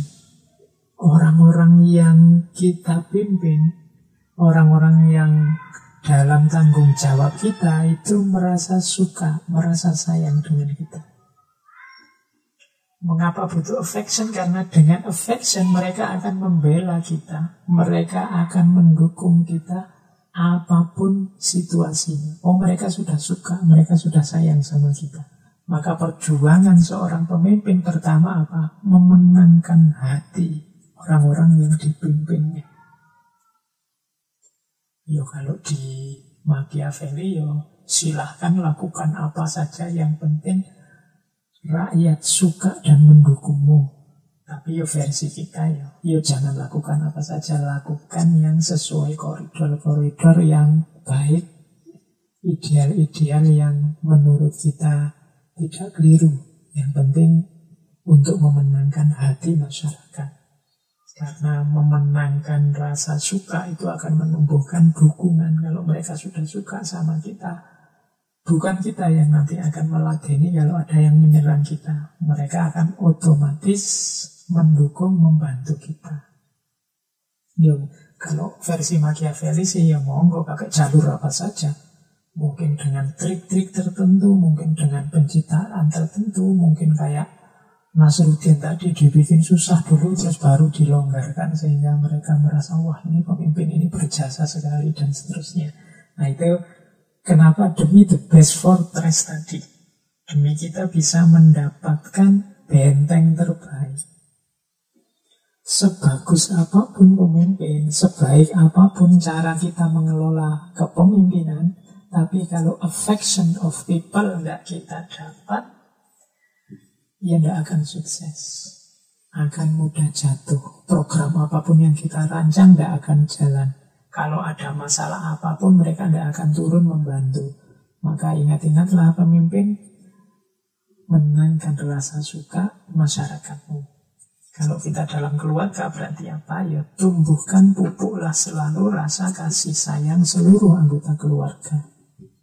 Sehingga masing-masing anggota keluarga akan bertindak, berperilaku, berjuang, berusaha demi kondusifnya, demi nyamannya kehidupan bersama berkeluarga. Kalau sudah sayang itu kan tidak perlu disuruh. Kalau sudah suka itu kan tidak perlu dipaksa-paksa, diminta-minta, otomatis sudah. Anak-anak yang punya kepedulian dengan keluarga, sayang dengan ayah ibunya, kadang-kadang kan tidak perlu diminta, mereka bantu. Kalau bapak ibu capek tiba-tiba dipijeti, nggak perlu dia pijetin ya, tapi dia datang sendiri tak pijeti ya, kok bapak kelihatannya capek. Kenapa? Ada affection. Jadi ada rasa sayang. Di kampus juga begitu, di sekolah kalau bisa ya begitu, dosen dengan mahasiswa, guru dengan murid-muridnya, tumbuhkan affection. Biar relasinya tidak sekedar formalitas. Kalau formalitas itu ya manut aturan. Kok kamu tidak patuh? Di aturannya tidak ditulis itu bu. Kok kamu tidak bantu bapak? Nah ya kan tidak dibilangin, tidak diperintah untuk bantu. Nah jadi lebih panjang prosesnya. Maka tumbuhkan affection. Kalau affection, rasa sayang sudah tumbuh, biasanya masing-masing akan berjuang semampunya melakukan yang terbaik untuk kepentingan bersama. Jadi nasihat yang kelima dari Machiavelli, the best fortress which a prince can possess is the affection of his people. Kita lanjutkan. Nah, ini yang berapa tadi? Keenam. Ini nasihat dari Machiavelli yang bunyinya adalah where the willingness is great, the difficulties cannot be great. Kalau keinginan sudah besar. Tidak mungkin ada kesulitan besar. Jadi pemimpin cita-citanya biasanya besar. Keinginannya juga harus besar. Jadi keinginan besar itu berarti sangat ingin, sangat berambisi, sangat bercita-cita sama. Itu kan namanya willingness great. Jadi keinginannya sangat besar. Nah, kalau orang punya keinginan besar, itu biasanya tidak ada lagi kesulitan besar. Kenapa? Kalah besar sama keinginannya. Sebesar apapun kesulitan, tidak masalah. Karena dia tetap kalah besar sama keinginannya. Jadi manusia dengan istimewanya di situ. Semakin besar keinginan, semakin kecil rintangan, semakin kecil kesulitan. Misalnya teman-teman sudah pokoknya punya target, kadang-kadang targetnya tidak masuk akal. Tapi semua kesulitan rasanya kecil kalau memang sangat serius. Kadang-kadang mahasiswa itu, ya kan saya selalu contohnya mahasiswa dunia saya, dunia kampus. Ada yang dapat target yang harusnya tidak masuk akal. Misalnya ini sudah 10 hari lagi kamu mau ke DO, kalau ingin selesai tidak ke DO, skripsimu harus beres dalam waktu 1 minggu misalnya. Ini kan sebenarnya pekerjaan yang tidak masuk akal. Oh ya kadang berbulan-bulan skripsi aja tidak selesai. Ini disuruh menyelesaikan 1 minggu. Karena nanti begitu skripsinya selesai, hari berikutnya diperbaiki, hari berikutnya diujikan, hari berikutnya lulus pas 10 hari. Jadi skripsimu harus selesai seminggu. Tapi ini kalau karena anaknya begitu seriusnya agar tidak ter-DO, maka seminggu pun cukup untuk bikin skripsi sekitar 100 halaman. Padahal kemarin-kemarin bertahun-tahun, berbulan-bulan nggak selesai-selesai. Tapi begitu keinginannya besar, begitu azamnya sangat kuat, tidak ada kesulitan yang terasa besar. Direwangi tidak tidur, direwangi kurang makan, direwangi tidak main, direwangi. Padahal biasanya sehari-hari hanya rebahan, hanya pegang HP, hanya santai-santai ngopi sama temennya. Sekarang semua bisa ditinggal. Dalam waktu seminggu skripsi bisa jadi. Kenapa bisa begitu? Willingness-nya great. Keinginannya besar. Maka semua kesulitan jadi kecil. Sementara sebelumnya, sebelum dia terancam DO, kesulitannya mungkin kecil-kecil, tapi keinginannya lebih kecil. Tidak terlalu serius, tidak terlalu fokus. Akhirnya skripsi ini tidak jadi-jadi. Nah ini pelajaran teman-teman bahwa ternyata willingness itu penting. Kalau dalam bahasa agama niat itu penting. Ayo ditata niatnya, ya termasuk ngaji ini kan, niatnya ditata. Karena niat ini nanti menentukan proses, menentukan hasil, sekaligus memperkecil arti kesulitan kalau memang kita sudah sangat berniat. Pokoknya saya harus dapat itu Pak. Tahun ini sudah harus beres. Ini kalau willingness-nya great, kesulitan itu jadi kecil. Tidak ada biaya sih, tidak apa-apa nanti kita cari-carikan Pak kalau biaya. Ini teman kita rasanya kurang yang bantu, gampang Pak nanti setiap orang kita beli tugas double, insya Allah mereka mau, mereka juga semangat. Pokoknya tidak ada kesulitan yang bisa menghalangi kalau willingness-nya sudah great. The difficulties cannot be. Berarti apa? Para pemimpin, dimanapun kalian memimpin, targetkan hal-hal besar dan niati secara serius. Jadi will-nya harus kuat. Maka segala kesulitan akan tampak kecil. Ini prinsip selanjutnya. Jadi seorang pemimpin jangan gentar oleh kesulitan. Kesulitan dia pasti kalah oleh niat kita, oleh semangat kita, keinginan kita. Where the willingness is great, the difficulties cannot great. Fa'idha azamta fatawakkal ala Allah. Pokoknya kalau sudah niat, sudah punya azam, maju sudah. Sisanya serahkan pada Allah. Tidak ada kesulitan yang tidak terselesaikan. Ini prinsip ke-6. Terus prinsip ke-7 dari leadership adalah without an opportunity, their abilities would have been wasted.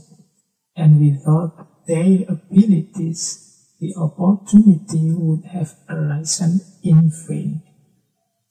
Tanpa ada kesempatan, kemampuan mereka akan tersisihkan. Dan tanpa ada kemampuan, kesempatan akan sia-sia.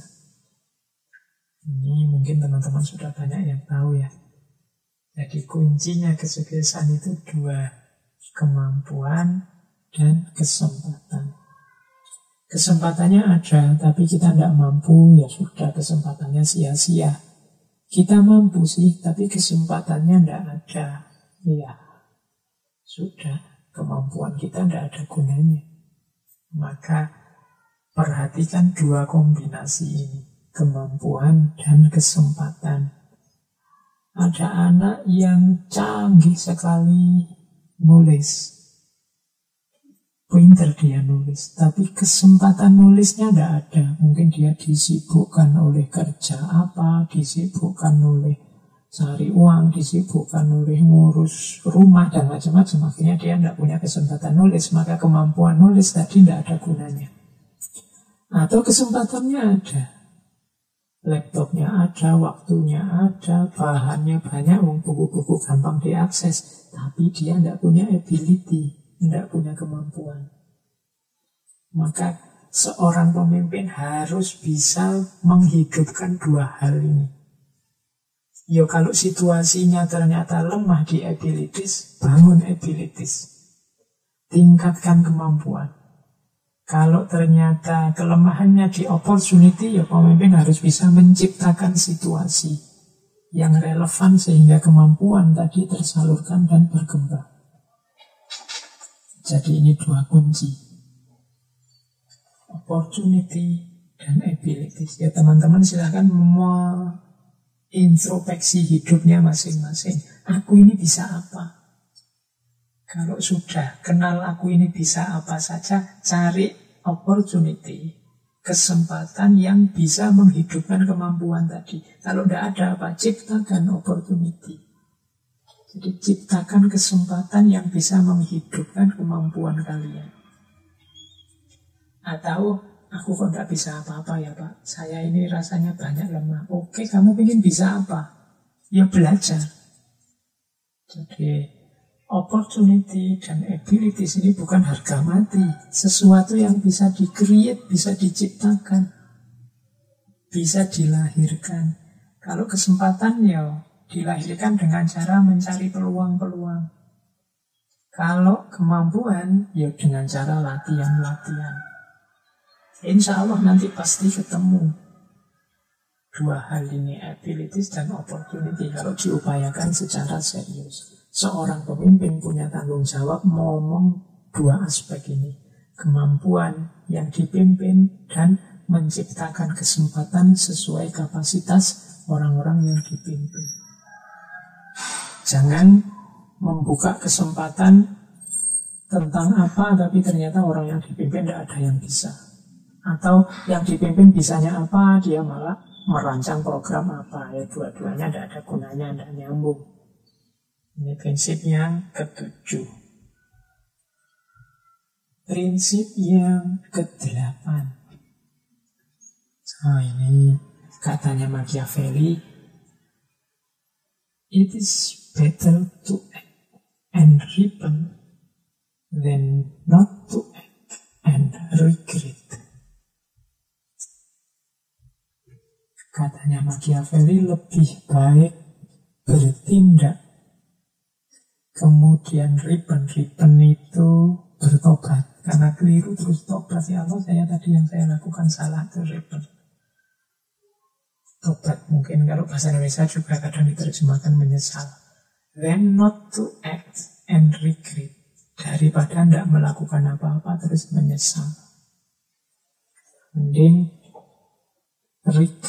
mending repent daripada regret. Jadi kan kita sering dalam hidup ini berisi dengan penyesalan-penyesalan. Tapi dari dua penyesalan, dua jenis penyesalan, yaitu ada menyesal karena melakukan sesuatu, atau menyesal karena tidak melakukan sesuatu, katanya Machiavelli, lebih bagus menyesal karena melakukan sesuatu.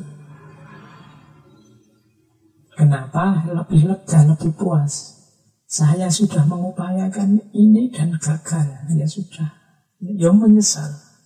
Tapi lega karena sudah melakukan. Jangan, saya tadi ragu-ragu makanya saya tidak ngapa-ngapain, tapi ya akhirnya tidak dapat apa-apa. Coba tadi saya ngapa-ngapain. Nah ini namanya regret. Jadi lebih baik melakukan sesuatu kemudian menyesal daripada tidak melakukan sesuatu dan menyesal. Ya, kalau hubungannya sama skripsi tadi, ya mending nulis skripsi meskipun jelek terus dimarah-marahi, dibantai sama pengujimu, sama pembimbingmu, tidak masalah. Tapi kan terus tugasmu beres, selesai, diperbaiki. Dibandingkan tidak nulis-nulis, Pak. Saya ragu-ragu, Pak, ini mutu apa enggak ya tulisan saya, pemahaman saya cocok apa enggak ya. Wah, akhirnya kamu pertimbangan, terus akhirnya nyesel. Kalau pakai teorinya Socrates misalnya tentang nikah, nikahlah saja. Mending nikah dulu, ya nanti mesti nyesel. Daripada kamu tidak nikah, nanti ya juga nyesel. Tidak nikah nyesel, terus mending nikah saja. Ada enaknya, mungkin ada bahagianya, apalah. Tapi kalau tidak nikah, tidak ngapa-ngapain, tidak ada apa-apanya. Dan nanti ya tetap nyesel, ngapain dulu aku tidak nikah. Ya dunia sudah mau kiamat ini, aku masih jomblo. Nah itu tidak nikah. Not to act dan nyesel, mending to act dan nyesel. Ini arahnya ke kepemimpinan, bahwa pemimpin itu harus berani bertindak, berani memutuskan. Lebih pahit kalau kita kelewatan kesempatan karena tidak berani memutuskan, dibandingkan nanti kita ambil kesempatan dan keliru. Jadi mending diambil dulu, dijalani dulu, ternyata keliru, nyesel, aku buang waktu, buang tenaga. Mending ini daripada nanti jangan-jangan salah. Nanti kalau saya lakukan jangan-jangan tidak pas. Nanti kalau saya ambil kesempatan ini jangan-jangan keliru. Nah itu, ini lebih baik. Tidak melakukan apa-apa, nyesel. Coba kemarin saya gini, coba kemarin saya gitu. Ini nyesel yang lebih berat. Cobanya dulu waktu SMA itu saya begitu, wah enak rasanya. Coba dulu waktu saya SMP, saya begini, wah paling sekarang tinggal leha-leha. Itu kan nyesel karena tidak melakukan apa-apa. Ini lebih baik. Coba dulu aku rajin ngaji ya. Sekarang tidak perlu capek-capek, tidak perlu malu belajar lagi. Coba dulu aku pas orang tua nyuruh ini, tak jalanin ya. Karena sekarang baru aku tahu rasanya nggak bisa ini, nggak bisa itu. Loh itu namanya regret. Menyesal karena not to act. Mending repent. Repent itu nyesel karena kok aku melakukan ini ya. Tapi tidak apa-apa karena sudah lega, sudah tahu kenyataan, sudah tahu yang dilakukan sehingga ngerti oh ternyata salahnya di situ. Daripada tidak ngapa-ngapain. Kalau tidak ngapa-ngapain ya tidak ngerti kelirunya di mana, salahnya di mana, hanya pertimbangan-pertimbangan. Kadang-kadang di satu lembaga itu sering melakukan kesalahan ini. Jadi menyesal karena tidak melakukan apa-apa. Rapat terus pertimbangan ini, pertimbangan itu, tidak ada keputusan yang diambil. Hari ini rapat, masih bingung diskusi, akhirnya rapatnya ditutup, rapat kita tutup, dan keputusannya adalah kita akan merapatkan lagi, diskusi lagi, terus bolak-balik gitu, tidak ada keputusan diambil, tidak ada tindakan diambil, akhirnya waktu habis dan menyesal, sudah lewat. Nah, seorang pemimpin harus jeli tentang hal ini. Ada saatnya keputusan harus diambil, dijalankan, dan semua siap menanggung resikonya. Daripada ragu-ragu terus tidak ngapa-ngapain, akhirnya momen dan kesempatannya terlewat. Baik, kita lanjutkan. Nah ini quote selanjutnya. Never was anything great achieved without danger. Tidak pernah ada sesuatu yang luar biasa bisa dicapai tanpa ada bahayanya. Ini melanjutkan yang tadi ya. Kalau kita ngukur-ngukur bahaya, ngukur-ngukur resikonya sehingga kita tidak melakukan apa-apa, ya akhirnya kita rugi sendiri. Kenapa sih? Ya karena memang tidak ada hal besar, tidak ada hal luar biasa yang bisa kita capai tanpa ada bahayanya. Ya mesti ono bahayanya. Kayak tadi yang anak dikejar-kejar harus selesai skripsinya, itu ya ketemu banyak bahaya. Akhirnya dia melekan. Bahaya ini apa? Yo, mungkin dia sakit nanti karena diforsir. Mungkin dia stres. Mungkin dia dibenci temannya karena diajak kemana-mana, tidak mau diajak jalan, tidak mau diajak ngopi, tidak mau, hanya demi skripsi. Itu kan bahaya-bahayanya. Tapi kalau tidak berani mengambil resiko ini, skripsimu tidak selesai-selesai. Bahkan kamu nanti kena DO. Maka never was anything great. Kadang-kadang ada yang tidak nikah-nikah karena mikir, wah kalau nikah itu nanti jangan-jangan gini, nanti kasihan ini, nanti susah ini, nanti kamu tidak nikah-nikah loh. Never was anything great, safe without danger. Nah kalau kamu mempertimbangkan bahaya, ya apa saja ada bahayanya. Tidur di rumah juga bahaya. Penyakit macam-macam. Jangan keluar-keluar loh. Nanti kalau di luar sekarang banyak kecelakaan misalnya. Loh kecelakaan tidak selalu di jalan, di rumah. Bahkan ada orang tiduran di rumah loh, ketabrak. Bukan ketabrak mobil, ketabrak pesawat dulu. Kan ada pesawat itu yang bablas sampai nabrak rumah, atau yang jatuh sampai nabrak rumah. Loh ini orangnya sudah tidak kemana-mana di rumah, itu bisa ketabrak pesawat. Loh, itu kan tidak nyambung sama pikiran kita. Cuma ini kalau yang jadi pertimbangan, oh ya sudah. Kita mau minum manis tidak berani, makan asin tidak berani, mau bahkan minum air putih kalau kebanyakan nanti resikonya ini. Bahkan banyak teori macam-macam kan yang bahaya. Sekarang kemarin saya baca itu teori tentang bernafas. Bernafas itu kalau tekniknya salah ya nanti kita dapat resiko penyakit ini, penyakit itu. Wah, ini kalau pakai teori takut bahaya, tidak berani melakukan apa-apa, ya ngeri lagi nanti kalian tidak berani bernafas nanti. Wah ternyata cara bernafasku keliru Pak, terus kowe tidak ambekan. Enggak. Never was anything great, safe without danger. Semuanya ada bahayanya. Ngaji gini aja ya ada bahaya. Enggak Bapak, saya tinggal dengerin sambil ngopi-ngopi. Lah iya, kamu tinggal bayangkan sopo wis. Bahayanya kopi, bahayanya di depan laptop, bahayanya dengerin HP laptop dekat-dekat. Itu kalau kamu cari bahayanya, Mas, sampean ngaji filsafat 2 jam, itu berarti HP-nya kamu deketin denganmu 2 jam non-stop. Laptopnya kamu deketin denganmu 2 jam non-stop. Itu bayangkan radiasinya. Itu kalau kena otak kita, tidak ngaji kan akhirnya. Karena mikir bahayanya. Ya bukan berarti nekat, bukan berarti konyol bunuh diri, tapi pinter-pinterlah mengambil keputusan penting meskipun itu ada bahayanya. Karena hidup itu kan ada hierarkinya, mana ranking 1, mana ranking 2, mana ranking 3.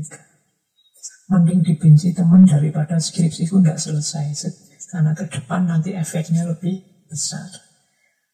Mungkin mending sedikit-sedikit kena radiasi daripada tidak belajar, tidak sekolah. Wong sekarang sekolah itu daring semua.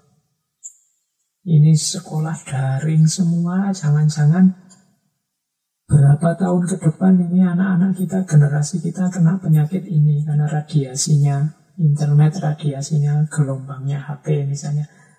Tapi kan di hierarki itu kan, ya mungkin mending inilah daripada nanti bodoh semua, tidak pinter semua gara-gara sekolahnya libur bertahun-tahun karena virus corona. Ini namanya prioritas. Maka jangan mikir bahaya kalau ingin mencapai sesuatu. Diukur dulu, dikalkulasi dulu prioritas dan tidak prioritasnya. Oke, baik. Terus menurut Machiavelli lagi, ini prinsip ke-10.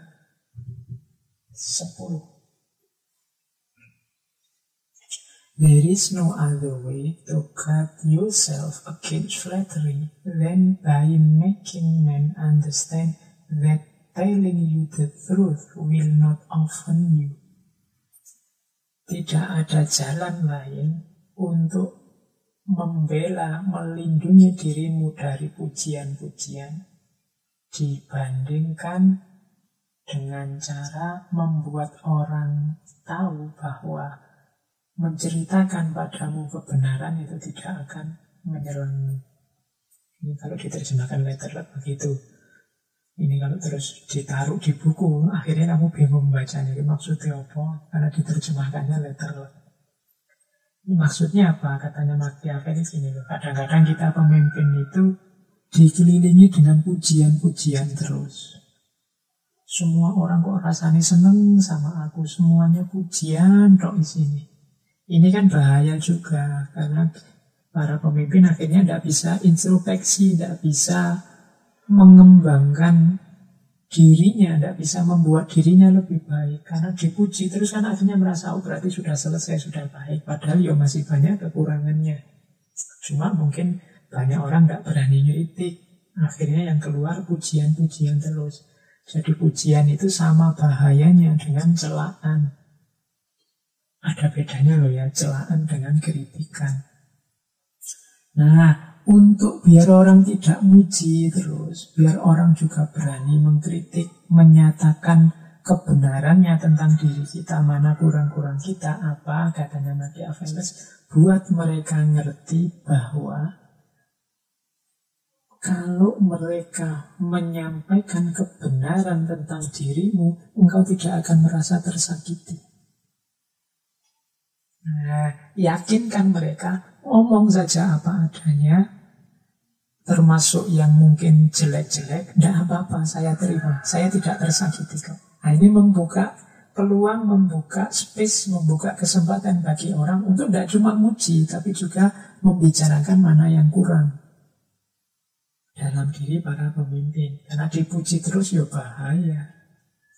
Katanya Machiavelli, biarkan mereka ngerti bahwa menceritakan kebenaran tentang dirimu itu tidak membuatmu sakit, tidak membuatmu tersakiti. Nah, ini satu-satunya jalan. Ya jangan dipaksa. Ayo ngeritik ke aku, itu juga tidak masuk akal. Nanti orangnya tambah takut, jangan-jangan ini hanya pancingan. Atau apalagi yang ngeritik dimarah-marahi, ini juga akan membungkam kritikan. Tapi yang bagus apa? Tunjukkan pada mereka, tidak apa-apa kamu ngeritik kok saya. Tunjukkan saya lemahnya di mana, kurangnya di mana. Saya tidak tersakiti kok. Itu Machiavelli. Ya kadang-kadang orang itu kan kalau ngomong dengan kenyataannya kan beda. Saya dikritik tidak apa-apa, tapi begitu dikritik, wah mencak-mencak, tidak terima. Ya pengalaman kita semua, tidak usah lihat kemana-mana. Kalian yang aktif di dunia postingan itu kan, meskipun kalian tiap hari keluar-keluar, dikritik tidak apa-apa, diberi masukan tidak apa-apa, wong saya itu tidak sempurna. Tapi begitu ada yang kritik beneran kan kita pontang-panting ingin menjawab, pontang-panting ingin meluruskan, menjawab. Ini kan intinya menunjukkan bahwa saya itu sudah benar. Jangan dikritik kan semua itu. Ya sama saja, berarti kan kita masih belum terbuka. Jadi katanya Machiavelli loh, kalau ingin bagus kepemimpinan kita, jangan cuma mencari pujian, tapi dengarkan juga kritikan. Biar orang gak cuma muji, ya tunjukkan pada mereka bahwa menceritakan yang sebenarnya itu tidak membuatmu tersakiti. Itu tadi yang saya sebut bedanya makian dengan celaan. Bedanya makian celaan dengan kritikan. Kalau kritikan itu ngomong yang sebenarnya tapi bagian yang jelek. Kalau celaan itu kan hanya memaki. Jadi tidak solutif. Tapi kalau kritik itu ada unsur kebenarannya, ada unsur faktanya, ada unsur solutifnya. Ini lo tak tunjukkan perkataanmu atau perbuatanmu yang bagian tidak pas. Nah itu namanya kritik. Jadi kritik itu isinya kebenaran. Loh kalau kritik isinya tidak kebenaran, itu namanya bukan kritik tapi fitnah. Baik, kita lanjutkan. Prinsip ke-11. A man who is used to acting in one way never changes. He must come to ruin when the times in changing no longer are in harmony with his ways. Seseorang yang terbiasa bertindak in one way, dengan satu cara, never change, tidak pernah berubah. Dia pasti akan hancur pada saatnya dalam perubahan. Karena tidak sesuai dengan, karena ada perubahan yang tidak sesuai dengan jalan hidupnya. Jadi ada pemimpin atau banyak di antara kita yang hidupnya itu mono. Ya. Zaman dulu kan ada monofonik. Monofonik itu HP yang suaranya mono, tidak stereo. Nanti ada mono, ada stereo, terus ada polifonik. Orang hidupnya yang sejalur gitu terus. Dia punya prinsip, dia punya gaya, dia punya style, dan seperti itu terus. Tidak berubah-berubah. Sementara hidup ini berubah. Pada saatnya, gayanya tadi, prinsip-prinsipnya tadi akan hancur. Kenapa? Situasi berubah. Sehingga prinsipnya, gaya hidupnya tidak cocok lagi. Jadi dia sendiri yang akan kalah. Saya baru baca ada sejarah seseorang yang mengaku Imam Mahdi dari Mesir. Kemudian dia ini dengan halakohnya mengharamkan pendidikan. Jadi pokoknya sekolah tidak penting, nambah ilmu tidak perlu. Jadi orang ini cukup dia ngerti dasar-dasarnya agama, bisa sholat, bisa puasa, sudah tidak usah ditambahi ilmu macam-macam. Yang pada akhirnya ya kelompok ini tumbas tergilas. Nah, pandangan yang one way semacam ini, jadi tidak melihat perkembangan situasi di sekelilingnya, pada akhirnya dia sendiri akan tergilas oleh zaman. Karena zaman ini berubah, dinamis. Hari ini misalnya, kalau ada teman yang masih anti HP, dia akan kesulitan luar biasa. Karena mode komunikasi hari ini 90% pakai HP, pakai smartphone. Bahkan smartphone jadul pun agak menyulitkan sekarang.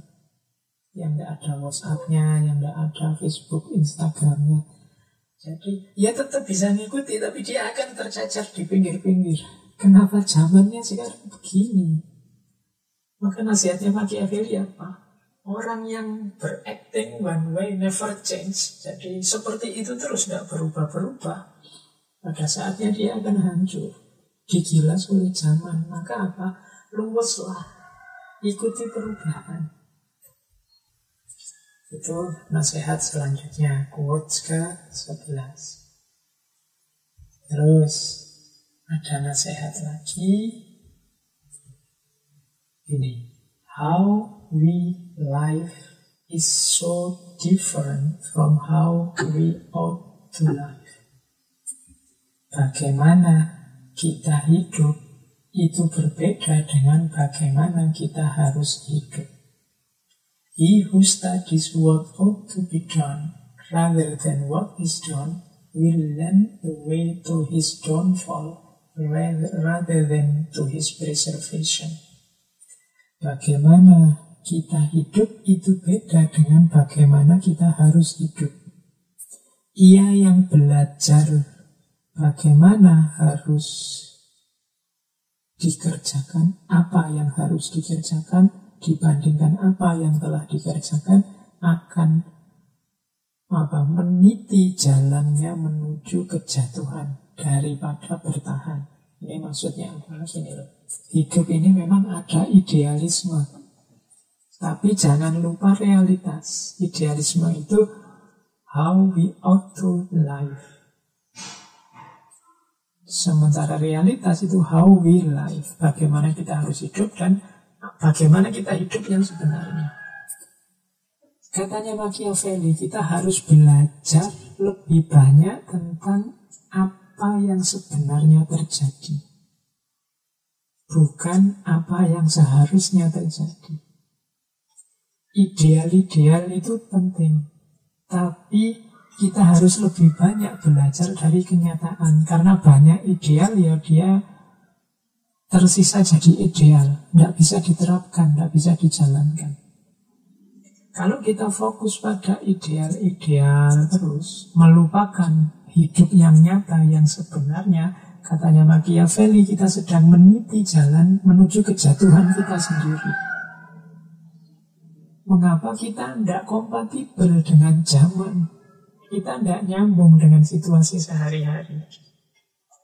Jadi, maka ayo banyak belajar tentang apa yang sudah terjadi. Dari situ kita dapat banyak pelajaran. Apa enggak boleh Pak punya ideal-ideal? Boleh. Punya prinsip-prinsip ideal boleh, tapi jangan lupa realitasnya. Ya memang yang paling bagus kombinasi ya, punya ideal tapi juga bisa negosiasi, bisa dialog dengan kenyataan. Jangan ideal saja dan kenyataan saja. Karena dua ini nanti kalau tidak hati-hati kan dua-duanya jadi ekstrim. Orang yang berpikir ideal, idealis saja. Kalau tidak hati-hati ya nanti ada di kubu idealisme. Yang ini hidupnya jadinya ahistoris. Ada orang yang hidupnya realitas saja, tidak peduli ideal. Ya kalau orang hidupnya realitas saja, tidak peduli ideal-ideal, ya hidup ini tidak akan naik kelas. Tidak akan jadi semakin baik. Hidup ini jadi semakin baik karena ada ideal-ideal. Jadi jangan salah satu yang difokusi, tapi dua-duanya. Tapi kalau harus salah satu, ya lebih banyak belajar dari apa yang terjadi sebelumnya. Karena kalau hanya orang fokus pada idealnya, nanti dia bisa putus asa. Dia bisa susah dalam hidupnya karena ternyata idealnya tidak bisa diterapkan apa adanya. Terus, prinsip selanjutnya. Everyone sees what you seem to be. Few know what you really are, and those few do not dare take a stand against the general opinion. Setiap orang melihat dirimu sesuai kelihatannya. Hanya sedikit orang yang tahu dirimu apa adanya. Dan dari yang sedikit itu lebih sedikit lagi yang tidak berani melawan pandangan umum.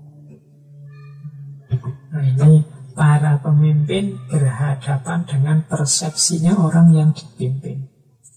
Katanya Machiavelli, ingatlah orang-orang yang kamu pimpin itu, setiap orang akan melihatmu sesuai yang kamu tampilkan, sesuai yang kamu tampakkan. Jadi, karena orang nggak bisa mendalam sampai detail ke hakikat hidup kita.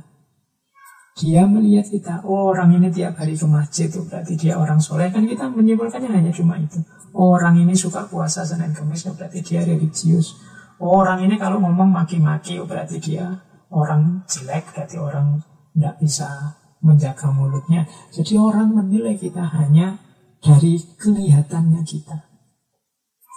Yang tahu kita yang asli itu hanya sangat sedikit orang. Mungkin orang-orang dekat kita, orang-orang yang pernah berinteraksi langsung dengan kita. Ini orang yang tahu tentang diri kita yang sejati. Ada lagi, katanya Machiavelli, dari sekian sedikit orang yang tahu tentang kita itu, lebih sedikit lagi yang berani melawan pandangan umum.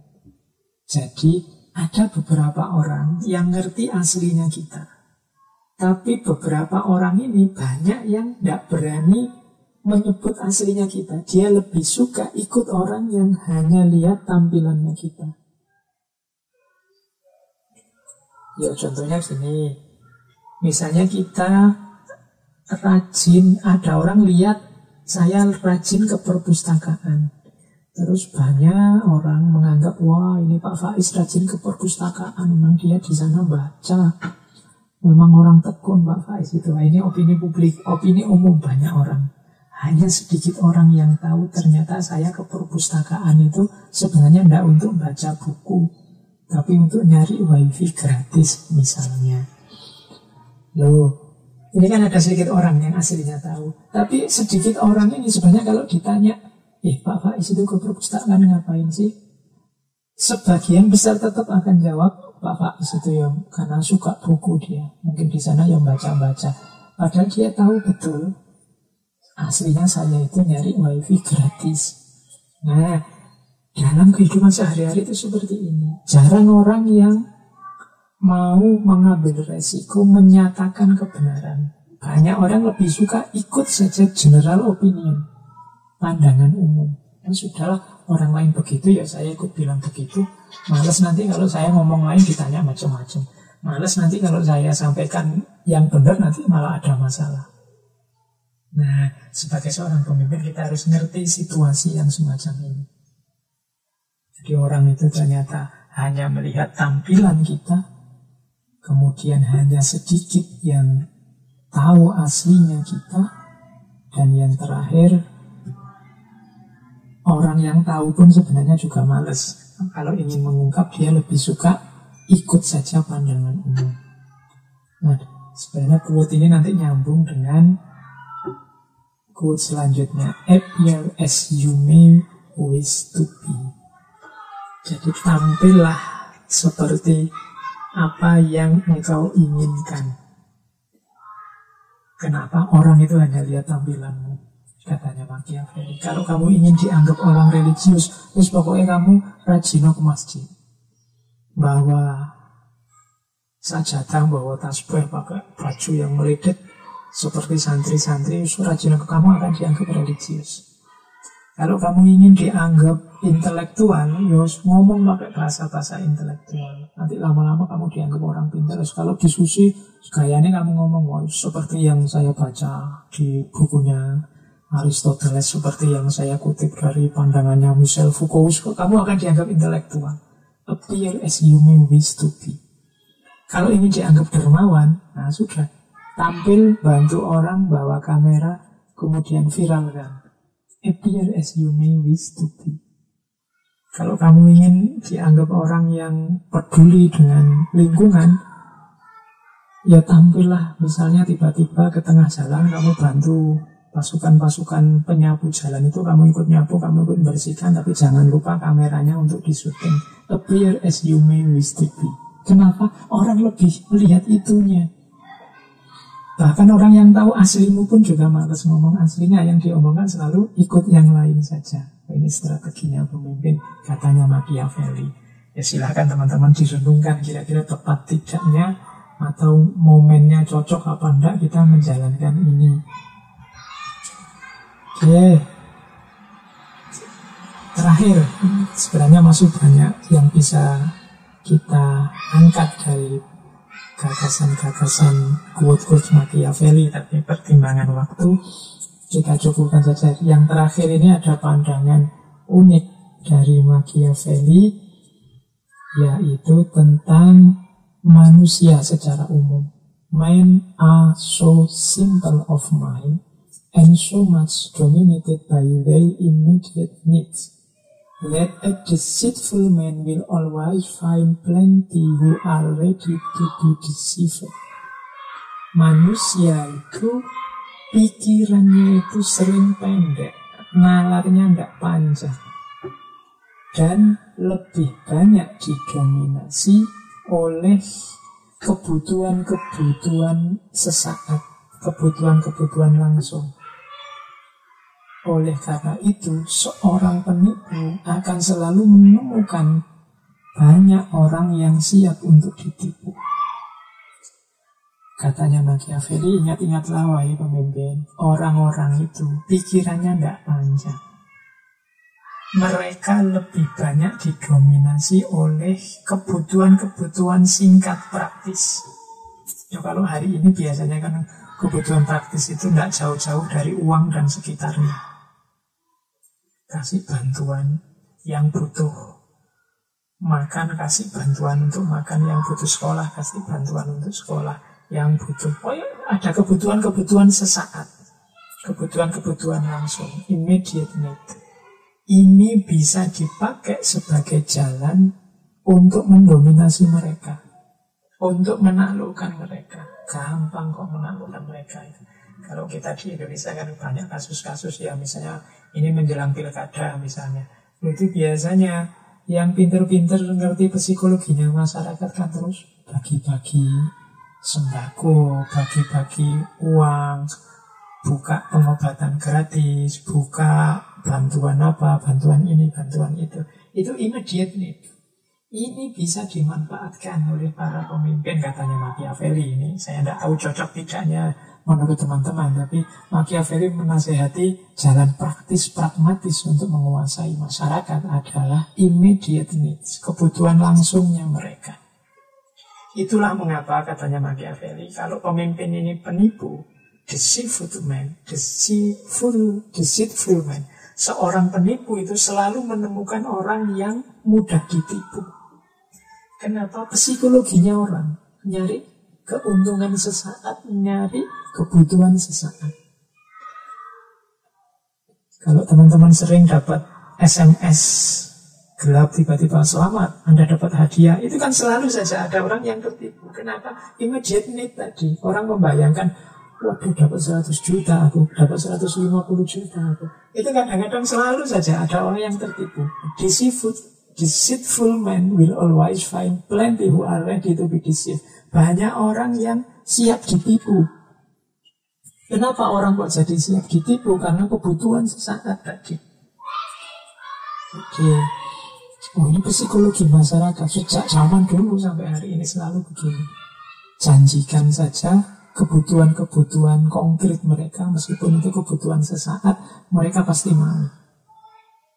Inilah jiwa-jiwa yang siap untuk ditipu. Itu nasihatnya Machiavelli. Baik, saya kira itu ya teman-teman, sesi kita malam hari ini tentang Machiavelli dalam aspek prinsip-prinsip leadership-nya yang mungkin bisa kita ikuti dan kita ambil manfaat. Meskipun saya tahu tidak semua prinsip bisa diterapkan oleh teman-teman karena situasi setiap orang kan beda-beda. Tapi paling tidak malam hari ini wawasan kita bertambah tentang gagasan-gagasannya Machiavelli. Saya kira itu, mohon maaf kalau masih ada yang kurang-kurang, masih ada ketidaknyamanan di sana-sini. Kebetulan ini kajiannya kan masih online. Insya Allah pada saatnya kita bisa ketemu langsung via jalur offline. Meskipun ada banyak kekurangan, kesulitan, semoga semangat kita, gairah kita untuk meningkatkan kualitas diri melalui belajar, menambah ilmu, tidak surut, tidak susut. Saya akhiri sekian, kurang lebihnya mohon maaf. Wallahul muwaffiq, wallahu a'lam bissawab.